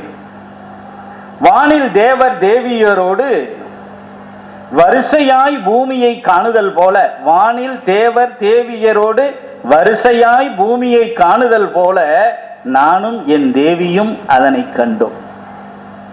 இந்த மாதிரி இந்த கவிதை எழுதிட்டு வருகிறார். இன்னொன்னு, ஞானபீட புதுடில்லி ஞானபீடத்தின் சார்பாக ஒரு கவிதை, இவருடைய கவிதை ஒன்று இந்தியிலே மொழிபெயர்க்கப்பட்டது. 1986ஆம் ஆண்டு அது மொழிபெயர்க்கப்பட்டது. ஆடுகின்றாள். இப்ப பாத்தீங்கன்னா கரெக்டா அந்த பாரதியினுடைய சாயல்ல இந்த பாட்டு நல்லா தெரியும். பாரதி பாட்டு உங்களுக்கு நினைவுக்கு வரும். ஆடுகின்றாள். வெள்ளிமலை மீதில் அன்னை ஆடுகின்றாள். வெள்ளி பனிமலையின் மீது உலாவுவோம். வெள்ளிமலை மீதில் அன்னை ஆடுகின்றாள். இமய வீட்டினிலே இசை எழுப்பி பாடுகின்றாள். ஆடுகின்றாள். பாரதத்தாய் பாடுகின்றாள். துள்ளும் அலை குமரிமுனை நாடுகின்றாள். முக்கொடல் தொடர்ந்து தரும் முத்தில் ஒளியில் கூடுகின்றாள். கங்கையை போல் ஆர்ப்பரிக்க தெரிந்திருப்பாள். காவிரி கங்கையை போல் ஆர்ப்பரிக்க தெரிந்திருப்பாள். காவிரி போல் நனிலமெல்லாம் பயின்றிருப்பாள். என்ன, சிந்துவெளி நிலவினிலே சிரித்திருப்பாள். சிற்றுடலின் உதிரத்திலே சிவந்திருப்பாள். ஆடும் அவள் நடனம் என்னும் தொடர்ந்திருக்கும். அவள் நினைவில் நம் பணியும் உயர்ந்திருக்கும் என்ற நிலையில் இவர் எழுதிய கவிதை ஒன்று இந்தியிலே மொழிபெயர்க்கப்பட்டது. சுகநானூரில் இருந்து ஒரு பாட்டு. சுகநானூறு சொன்ன இல்லையா, சுகநானூரில் இருந்து ஒரு பாடல். அது தேஷ் ராகத்தில் அமைக்கப்பட்டிருக்கிறது. தேஷராகம் எது நினைவுபடுத்திக்கிறதுக்கு? துன்பம் நேர்கையில் யாழெடுத்து நீ இன்பம் சேர்க்க மாட்டாய். அது இசையமைச்சவர் யாருன்னு தெரியுமா? இங்கேதான் பேசினேன். மகாவித்வான் தண்டபாணி தேசிகர், MMD தண்டபாணி தேசிகர், இசை பேரரசர் தண்டபாணி தேசிகர். நல்ல காலம் அவர் பாடின பாட்டு அவருடைய குரல்லையே என்கிட்ட இருக்கு. அவருடைய குரல் என்ன, அது ஒரு முறை நம்ம ஐயா கலிபெருமாள் ஐயாட்ட நாங்கள் சென்னைக்கு போகும்பொழுது அரியலூர் ரயில்வே ஸ்டேஷனில் நின்றுக்கிட்டு இருந்தேன். நான் எல்லாத்தையும் பதிவு பண்ணி சிம் கார்டில் போட்டு ஒரு மெமரி இதில் போட்டு வச்சுக்கிறது. என்ன பண்ணேன், ட்ரெயின் வரதுக்கு லேட்டாக இருக்கேன்னு சொல்லிட்டு என்ன ஒரு நிமிஷம் இருங்கன்னு சொல்லிட்டு MMD தண்டபாணி தேசிகர் பேசிய துன்பம் நேர்கையில் யாழெடுத்து நீ இன்பம் சேர்க்க மாட்டாயாங்கிற பாட்டை அப்படியே அவர் காதில் வச்சு கேட்டு முடிச்சுட்டு சொன்னார், தம்பி இப்படியே சுத்து பண்ணுப்பா, இதை கேட்டால் இப்படியே சுத்து பண்ணுப்பா, இதுக்கு மேலே இன்னொன்று காதுக்குள்ளே போகக்கூடாதுப்பா. என்ன, அவ்வளோ கஷ்டப்பட்டு அவர் வாங்கின அந்த பாட்டு பிறகு ஓரிரவு படத்தில் பேரறிஞர் அண்ணா வாங்கிட்டு போயிட்டார். மலேசியாவில் புலம்பெயர்ந்தோர் தமிழர்களுக்காக இடம் வாங்கி கட்டடம் கட்டுவதற்கு இந்த மெட்டை இவர்கிட்ட தண்டபாணி தேசிகிட்டேருந்து வாங்கிட்டு போய் அவங்க பாட்டு எழுதி அதில் பணம் வசூலித்து பெற்று கட்டடத்தை கட்டியிருக்காங்க. அப்படி ஒரு நான் பல நேரம் நினைக்கிறது, இந்த பாடலுக்கு உயிர் ஊட்டியது யார்? கவிஞனா அல்லது இசை அமைப்பாளரா? சொல்லவே முடியல. என்ன இசை அமைப்பு? அறமீதென்றும் நல் மரமீதென்றும் நீ அருகில்லாத போது. தாம் மகளை பார்த்து பாடினது அது. பாரதிதாசன் தாம் மகளை பார்த்து பாடினது அது. காதலன் காதலி பாட்டா சினிமாவில் போயிடுச்சு. வருத்தம் தான். நான் இருக்கும் பொழுதே இது மாதிரி ஆயிடுச்சே, இனிமே எதிர்காலம் என்ன ஆகுமோன்னு. அறமீதென்றும் நல் மரமீதென்றும் நீ அருகில்லாத போது தமிழ் இறைவனாரின் திருக்குறளிலே கடவுள் இல்லவே இல்லைன்னு சொல்லிக்கிட்டு இருந்த பாரதிதாசன் தமிழுக்கு ஒரு இறைவன் உண்டு, அவன் திருவள்ளுவன். திருக்குறளிலே ஒரு சொல் இயம்பி காட்ட மாட்டாயா கண்ணே, இயம்பி காட்ட மாட்டாயா கண்ணே. அற்புதமான ஒரு ராகம். அது இந்துஸ்தானிலேருந்து இங்க உள்ள நுழைஞ்சாலும் கூட இது இங்க ஒரு பெரிய சுவைய மாற்றத்தை பண்ணிவிட்டு, அதுல இவர் எழுதுறார், எனக்கென்று ஒரு தலைமுறை, எனக்கென்று ஒரு தலைமுறை நீ கீதையை சொல்வாய், ஏழை மனம் தவிப்பதனை போக்கியே வெல்வாய் கண்ணா. எனக்கென்று ஒரு தலைமுறை, மீண்டும் ஒரு முறை எனக்கு கீதையை சொல்லுன்னு கேட்கிறார். இனிக்கின்ற குணக்குன்றே, இனிக்கின்ற குணக்குன்றே, பார்த்த சாரதி, அன்னைக்கு நீ சொன்னல கீதைய, இனிக்கின்ற குணக்குன்றே பார்த்த சாரதி, இவ்வுலகில் பார் கொடுமை, என்னை ஆதரி, எனக்கென்று மீண்டும் ஒரு முறை நீ கீதையை சொல்வாய். அடுத்தது, தர்மத்தின் காவலனாய் கர்ணனை காட்டினாய், தர்மத்தின் காவலனாய் கர்ணனை காட்டினாய், தர்மத்தை காத்திடவே தேர்தனை ஓட்டினாய், அதர்மங்கள் மீண்டும் இங்கே ஆடுதல் பாராய், ஆயர்குல கொழுந்தே ஆறுதல் தாராய், எனக்கென்றே ஒரு முறை நீ கீதையை சொல்வாய். இசைப்பாட்டில் பாடியிருக்கார். அதே மாதிரி குழந்தை பாடல், இவர் குழந்தை பாடல்ல அழவல்லியப்பா போல ஒரு சிறந்த கவிஞர். குழந்தை பாட்டு பாடுறதுங்கிறது அவ்வளவு எளிதான வேலை இல்லை. அதாவது குழந்தை பாட்டு ரெண்டு வகை இருக்கு, தமிழாசிரியர் ரெண்டு வகை இருக்கு.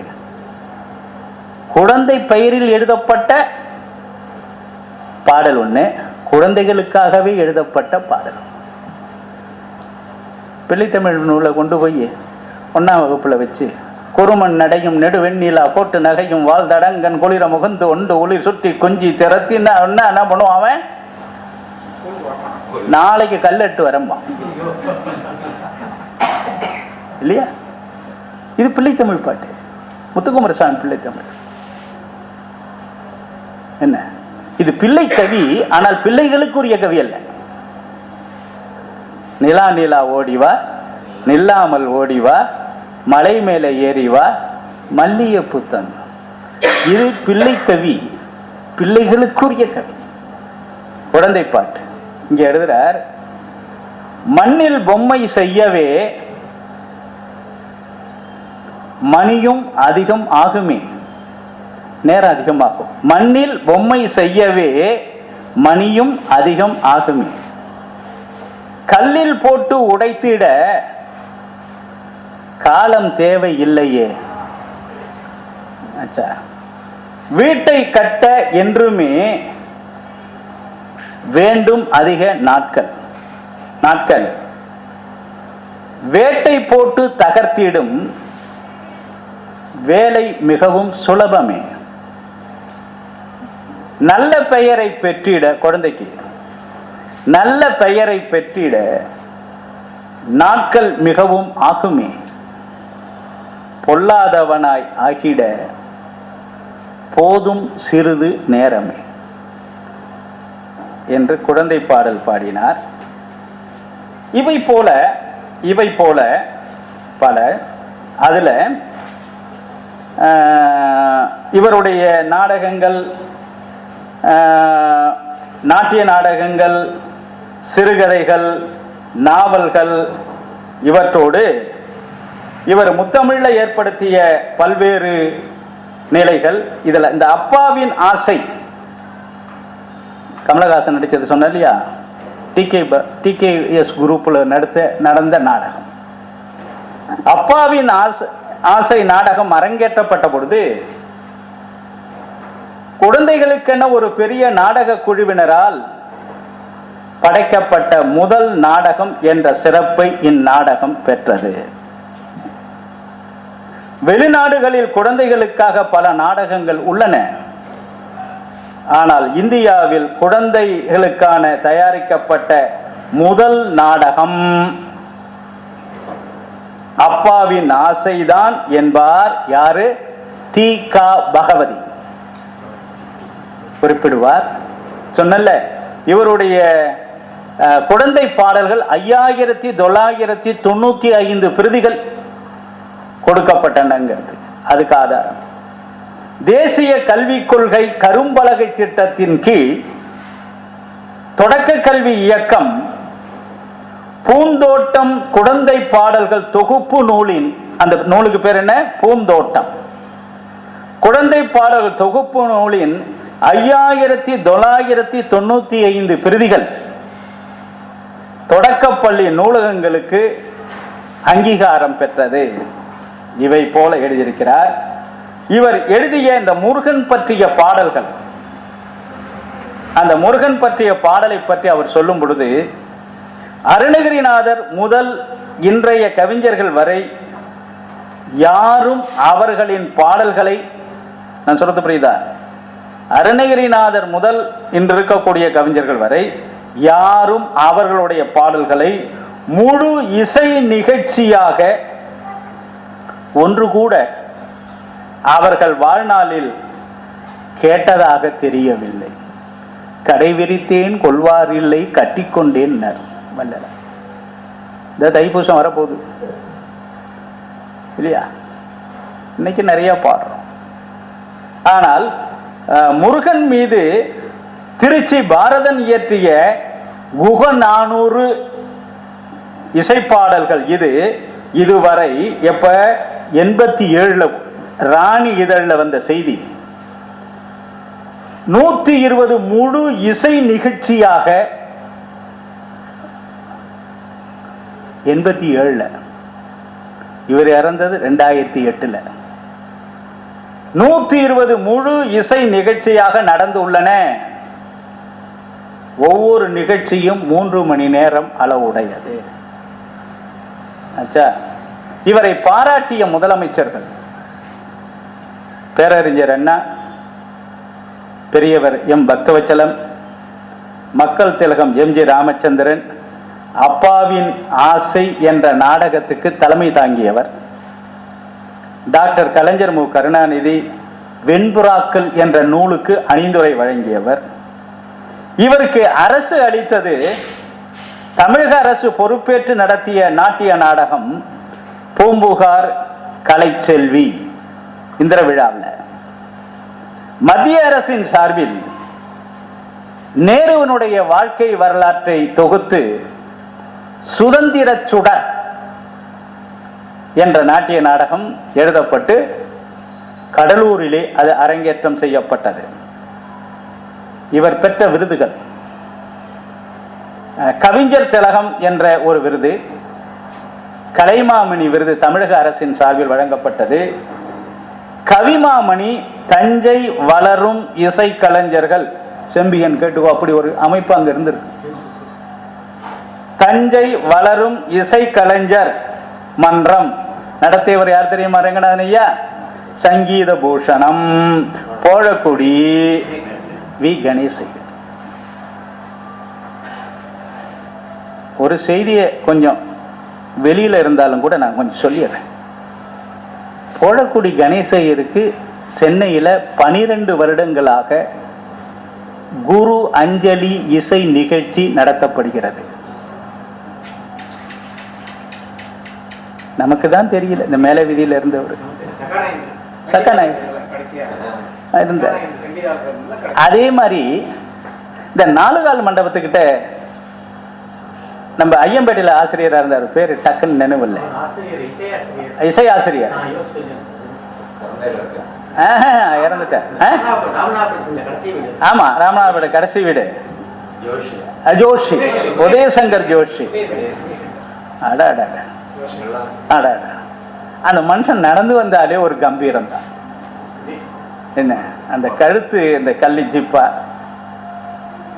கையில் ஒரு வெத்தலை பெட்டி, உதடு நிறைய செவந்திருக்கக்கூடிய வெத்தலை, ஒரு சின்ன துண்டு, பாடினார்னா மணிக்கணக்கில் பாடுவார்.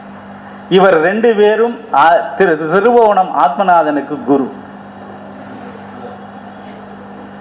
5 நாள் இசை விழாவில் 2 நாள் பத்திரிகையில பேரு போட்டு என் குருநாதர்களுக்கு இசை அஞ்சலி விழா.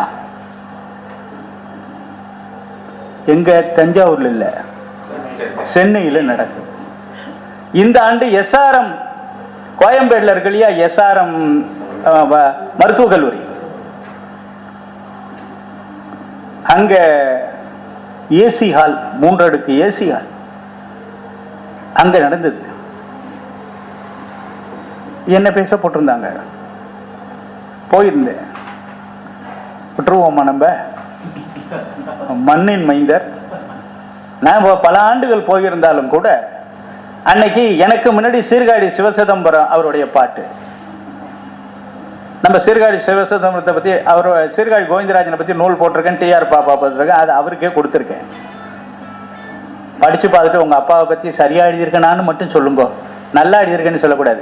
எதை விட்டுருக்கங்கிறத பிறகு நீங்க சொன்னீங்கன்னா அடுத்த பதிப்புல சேர்த்துக்குவோம். எனக்கு தெரிஞ்ச தகவல்களை இதெல்லாம் என்ன பண்ண வேண்டியதா இருக்குன்னு கேட்டா, எனக்கு அடிக்கடி எங்க எலிமெண்டரி ஸ்கூல்ல எங்க வாத்தியார் நடராஜ வாத்தியார் சொல்லுவாரு, இல்லை செல்வகணதி உனக்கு எலிக்காதுராம்பாரு. எனக்கு அப்பெல்லாம் அர்த்தம் புரியல, அதுக்கப்புறம் தான் புரிய ஆரம்பிச்சது. எங்கேயாவது மோகன் ஒரு இடத்துல எங்கேயாவது ஒன்று சொல்லிட்டு போனாருன்னு வச்சுங்களேன், அதை நைஸாக கேட்டுட்டு வீட்டில் போய் அதுக்குன்னு ஒரு பேட் வச்சிருப்பேன், அதில் போய் குறிச்சிடுறது. இப்படி 40 வருஷமா குறிச்ச தகவல் தான் எல்லாம். யாராட்டெல்லாம் வாங்கணுமோ அவங்கள்ட்ட இருந்து குறிச்சது தான். இப்படி பல செய்திகள் இருக்கு நம்மள்கிட்ட. அந்த வகையில் போடக்குடி கணேசையருக்கும் பிரேமா அம்மாவுக்கும், இவங்க போடக்குடி கணேசையர், பிரேமா, திருபுவனம் ஆத்மநாதன், திருபுவனம் ஆத்மநாதன் மட்டும் ஒரு 120 இசை நிகழ்ச்சி நடத்தியிருக்காரு. அதுல உங்க கொங்கணேஸ்வரன் கோயில் முக்கியமானது. அவருடைய 100வது இசை நிகழ்ச்சி தஞ்சை சங்கீத மகாலில் நடைபெற்றது. இந்த குகநானூரினுடைய என்ன கவிதை படிச்சுட்டு போகல, இசையாக அமைத்து யாரு, சீர்காழி கோவிந்தராஜன், கொன்னக்குடி வைத்தியநாதன் போன்ற பெரியவர்கள் எல்லாம் இசை அமைக்க, அந்த நிகழ்ச்சியில சீர்காழி கோவிந்தராஜனே 1 மணி நேரம் பாட, தலைமை தாங்கினவர் யார் தெரியுங்களா, திருமுருக கிருமானந்த வாரியார். அப்ப தஞ்சையில் இருக்கக்கூடிய ஸ்கூல் பிள்ளைகளுக்கெல்லாம் சேர்த்து பிரேமா அம்மாவும் போடக்குடி கணேசையரும் ஆத்மநாதனும் சேர்ந்து கத்து கொடுத்து, அந்த 100வது இசை நிகழ்ச்சிகள்ல இந்த குழந்தைகள் பாட, என்ன எந்த படைப்பாளனுக்கும் இந்த வாய்ப்பு கிடைக்கலையா? முழு நேரமா இந்த நிகழ்ச்சியை தியாகராஜருக்கு கூட அவர் வாழ்ந்த காலத்தில் அது கிடைக்கும், இப்ப கிடைக்கும் இல்லையா? இப்ப கிடைச்சதா ராமா? இல்ல, என்ன இப்ப கிடைச்சுக்கிட்டு இருக்கு. இதை கேட்டு மகிழ்ந்ததோடு இல்லாம வாரியார் சுவாமி கலந்துகிட்ட அத்தனை பேருக்கும் குகனிசை செல்வர், குகனிசை செல்வின்னு விருது கொடுத்தார். எங்க நடந்தது?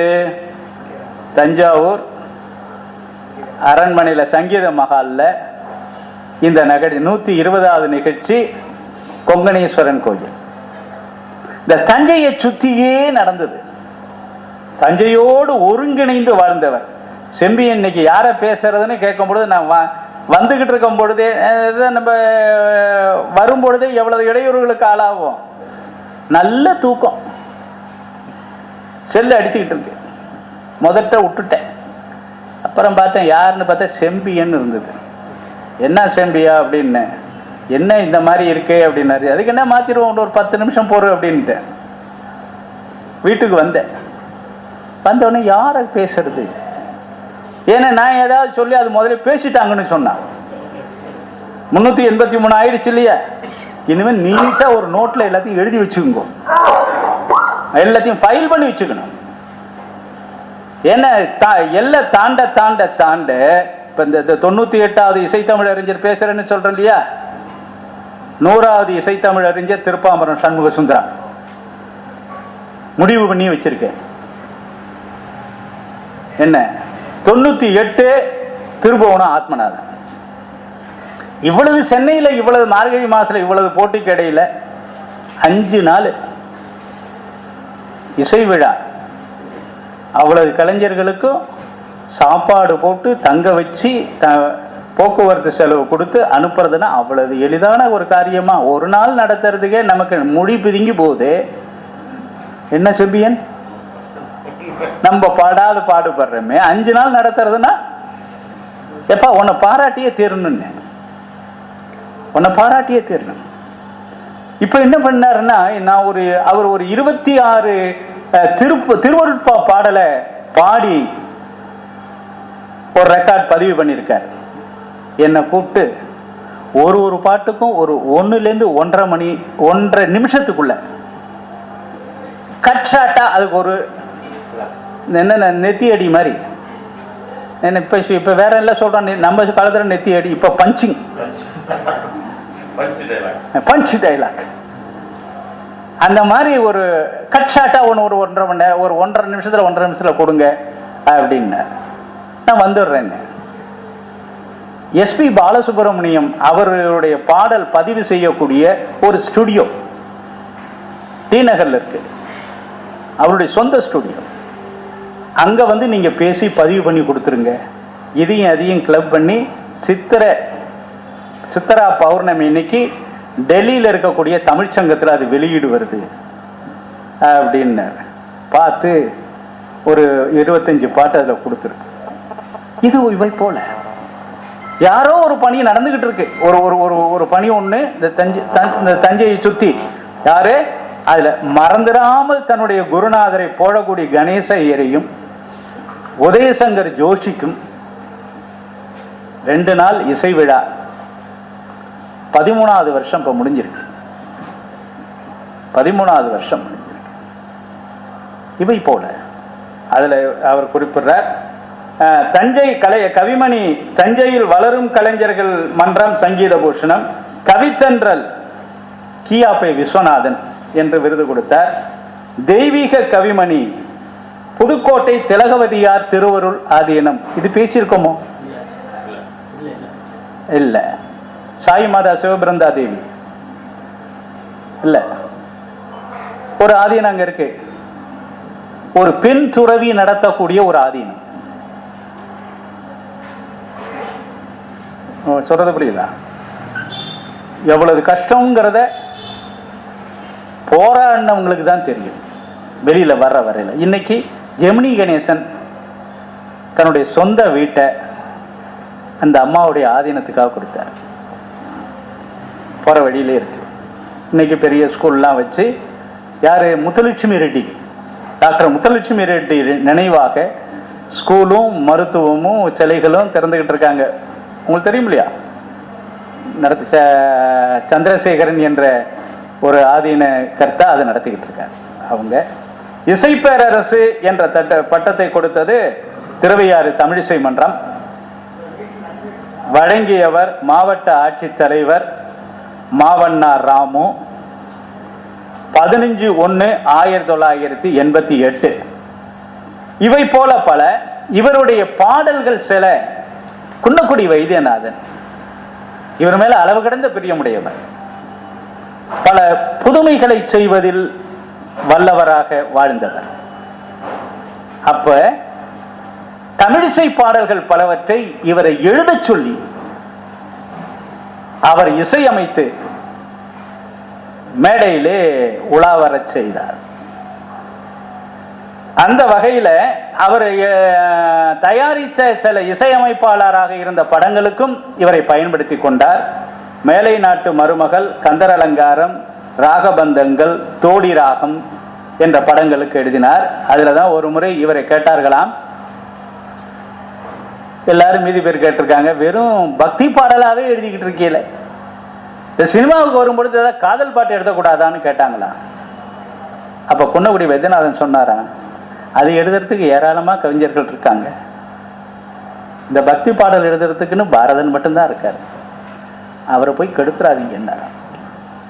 அதையும் இவர் குறிப்பிடுகிறார். இவருடைய இசைப்பாடல்களை பாடியவர்கள் Sirkazhi Govindarajan, KJ Yesudas, TN Seshagopalan, P Jayachandran, Sirkazhi Sivachidambaram, Raj Sitharaman, Soolamangalam Murali, அது யாருன்னு எனக்கு தெரியல, முரளி, பட்டுக்கோட்டை ஆர் ரங்கநாதன், இவங்கெல்லாம் தேடி எடுக்கணும். இவங்க எங்க இருக்காங்க வரலாறுங்கிறத தேடி பிடிக்கணும். ரங்கநாதன், வாணி ஜெயராம், சூளமங்கலம் சகோதரிகள், ராதா ஜெயலட்சுமி, சந்திரிகா மல்லிகா, தஞ்சை பங்கஜம் தாஸ், திருக்கோவலூர் அலமேலு புஷ்பா, இந்திரா கிருஷ்ணமூர்த்தி போன்றவர்கள் எல்லாம் பாடியிருக்கிறார்கள். இவருடைய பாடல்கள்ல இந்த குக 400க்கு முடிச்சிடுறேன். டைம் ஆயிடுச்சோ? ஒரு 5 நிமிஷத்துல முடிச்சிடுறேன். குக 400க்கு ரொம்ப அற்புதமா அழகப்பன், அது மாதிரி ஆவார கிருஷ்ணசாமி ரெட்டியார் அவரும் அணிந்துரை கொடுத்துருக்காங்க. அணிந்துரைன்னா 10 பக்கத்துக்கு குறைவில்லாம. என்ன ஆவாரா கொடுக்கறதுங்கிறது ரொம்ப கஷ்டம். வாரியார் சாமி வழக்கமா எல்லாருக்கும் ஒரு வாழ்த்துப்பா எழுதுவார். இவருக்கு மட்டும் கொஞ்சம் கூட எழுதி கொடுத்துருக்கார். அதை அடிப்படையில் இவங்க எழுதும் பொழுது, உன்னை பாடும் வாயால் நான் பொய் பேச மாட்டேன் முருகா, உன்னை பாடும் வாயால் நான் பொய் பேச மாட்டேன், உண்மைக்குள் கரைய நான் தயங்க மாட்டேன். அதே மாதிரி சாதனை வியந்தே நான் பாடவா, தத்துவ பெருமையை நான் பேசவா, ஆற்றலை தொகுத்தே நான் கூறவா, உருகி போற்றுகின்றோம் ஓடிவா. ஒரே ஒரு செய்தியோடு முடிக்கிறேன். இசைப்பாடலுக்குரிய இலக்கணங்கள்ல ஒண்ணு இயைபு தொடை. இசையில என்ன சொல்லுவாங்க? அந்திய பிராசம். அந்த கடைசி ஒளி இருக்கு இல்லையா, அது ஒரே மாதிரியா வரணும். அப்பதான் கேட்கறதுக்கு அது இனிமை பயக்கும். ஆடி பாடி ஓடி நாடி வந்தவா, அது மாதிரி வரும். அந்த சொல்ல போடுற அழகு. இப்ப சமீபத்தில் திருக்குறள் இசை நாட்டியம்னு ஒரு நிகழ்ச்சியை திருச்சிராப்பள்ளி தமிழ்ச்சங்கத்தில் போய் செஞ்சோம். இன்னைக்கு ஐயாட்ட ஒன்று வந்தப்ப காட்டினா உங்கள்கிட்ட இல்லை, தரேன். இசையமைச்சது நம்ம தஞ்சாவூர் தம்பி தான். என்ன அதில் ஒரு வர்ணம் எழுதி வேற பாடல்லாம் திருக்குறள்லேருந்து எடுத்து ஒன்று போட்டோம். பாட்டுடை தலைவி என் பைந்தமிழ் காதலி காட்டும் புலவி நுணுக்கம், இப்படி கொண்டு போறோம். இது பளிச்சுன்னு போய் நிற்கும். நான் அரிசீரு என் சீரு அதை இதை கொண்டுட்டு போனேன்னு வச்சுங்களேன், அதுலேயும் இனிமையா பாடுறவங்களும் இருக்காங்க. இதுல இந்த அந்திய பிராசம்னு பேர். இது பாருங்க, சாதனை வியந்தே நான் பாடவா, தத்துவ பெருமையை நான் பேசவா, பாடவா பேசவா, ஆற்றலை தொகுத்தே நான் கூறவா, உருகி போற்றுகின்றோம் முருகா நீ ஓடிவா. என்ன இந்த பெரியவர், இவருக்கு தமிழ் நன்றாக வசப்பட்டிருக்கிறது. தமிழ் நன்றாக வசப்பட்டிருக்கிறது. அந்த வளமான அந்த தமிழை இவர் பெரும்பாலும், இதுக்கு பேர் பக்தி பணுவல்னு பேர், தேவபாணின்னு பேர். இருக்கு தேவபாணின்னு பேர். தெய்வத்தின் மீது பாடக்கூடிய தெய்வத்தமிழ் இசைப்பா வகைகளுள் ஒன்று தேவபாணி. ஞானசம்பந்தர் பாடியது பெருந்தேவபாணி. திருநாவுக்கரசர் 5ஆம் திருமுறை திருக்குறுந்தொகை பாடியது சிறுதேவபாணி. இதெல்லாம் கணக்கு மாத்திர கணக்கீட்டில் இருக்கு. அந்த வகையில் ஏராளமாக பாடினார். பாடிவிட்டு தன்னுடைய 75வது அகவையில் இவர் நம்மிடமிருந்து மறைந்தார். இவர் மறைந்த பொழுது இவர் மறைந்த நாள் 26/1/2008. 2008 26/11/2008 மறைந்து 10 ஆண்டுகள் நிறைவு செய்ய போகிறது. இதுல பிஹெச்எல்லேருந்து முத்தமிழ் விரும்பி வந்திருக்கார். என்ன முத்தமிழும் விரும்பியாக இருந்து, புரியுதா, ஒரு முத்தமிழ் அரசர் உங்க ஊர்ல இருந்திருக்கார் இல்லையா? வேற யார் நினைக்க போறாங்க? வாழ்க்கையில பெரிய பொருட்செல்வத்தை அவர் பெறல. வளமான ஒரு வாழ்க்கையும் குழந்தைகளுக்கும் அமைச்சு கொடுக்க முடியல. ஆனா நல்கூர்ந்தார் செல்வ மகள்னு சொல்லுவான் கலித்தொகையில. வறுமையில வாழ்ந்த பணக்கார பெண்ணுன்னு. அது எப்படி இருக்க முடியும்? நல்கூர்ந்தார் செல்வ மகள் கலித்தொகையில வரும், குறிஞ்சி கலியில. வறுமையில இருக்க ஒருத்தவனுக்கு பணக்கார மகள் எப்படி வரும்? ரொம்ப நாள் பிள்ளையே இல்லைன்னு தவிச்சவங்களுக்கு ஒத்த பொண்ணா பிறந்தாலாம். நல்குறவுங்கிறது பிள்ளையே இல்லைங்கிறது போல. அந்த மாதிரி திருச்சி தியாகராஜனுக்கு பிறகு,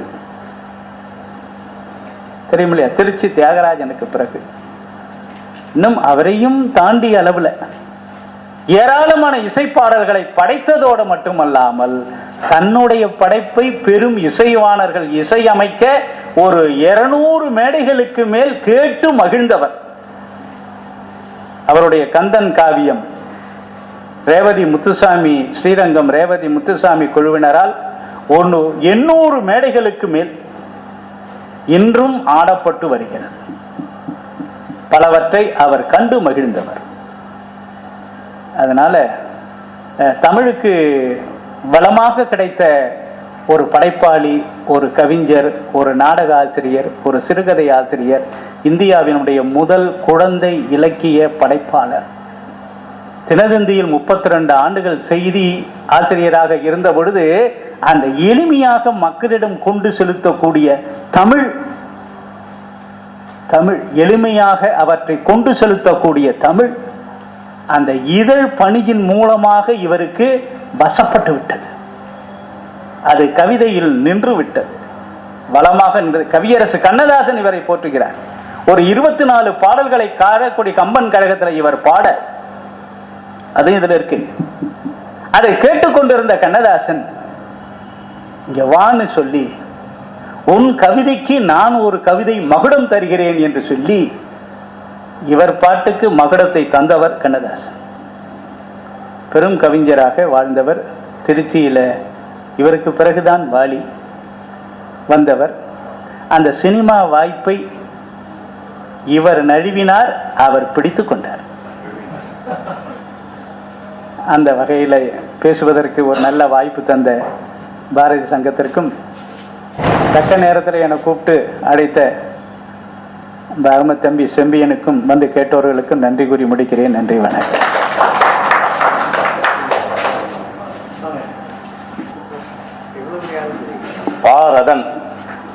பாரதன் சிறப்பை என்று சொல்வது போல் மிகவும் சிறப்பாக எப்போதும் போல நான் தலைப்பை அவர் சொல்லும் பொழுதே 75 நூல்கள் எழுதியிருக்கிறார், 1000 பாடல்களுக்கு மேலே எழுதியிருக்கிறார் என்று சொன்னார். சொல்லும் போதே சொன்னேன், இதை இன்று கேட்க வேண்டும் என்று எங்களுக்கு இருக்கிறது, அப்படி அமைந்திருக்கிறது என்று மகிழ்ச்சி அடைந்தேன். மிகவும் சிறப்பாக எப்பொழுதும் போல் உரையாற்றியதற்கு மகிழ்ச்சியை தெரிவித்துக் கொள்கிறோம். நன்றி என்றால் அது முடிவாகிவிடும், மகிழ்ச்சி என்றால் பெருக்கிக் கொண்டே இருக்கும். அடுத்தடுத்த தலைப்புகள் தயாராக இருக்கின்றன.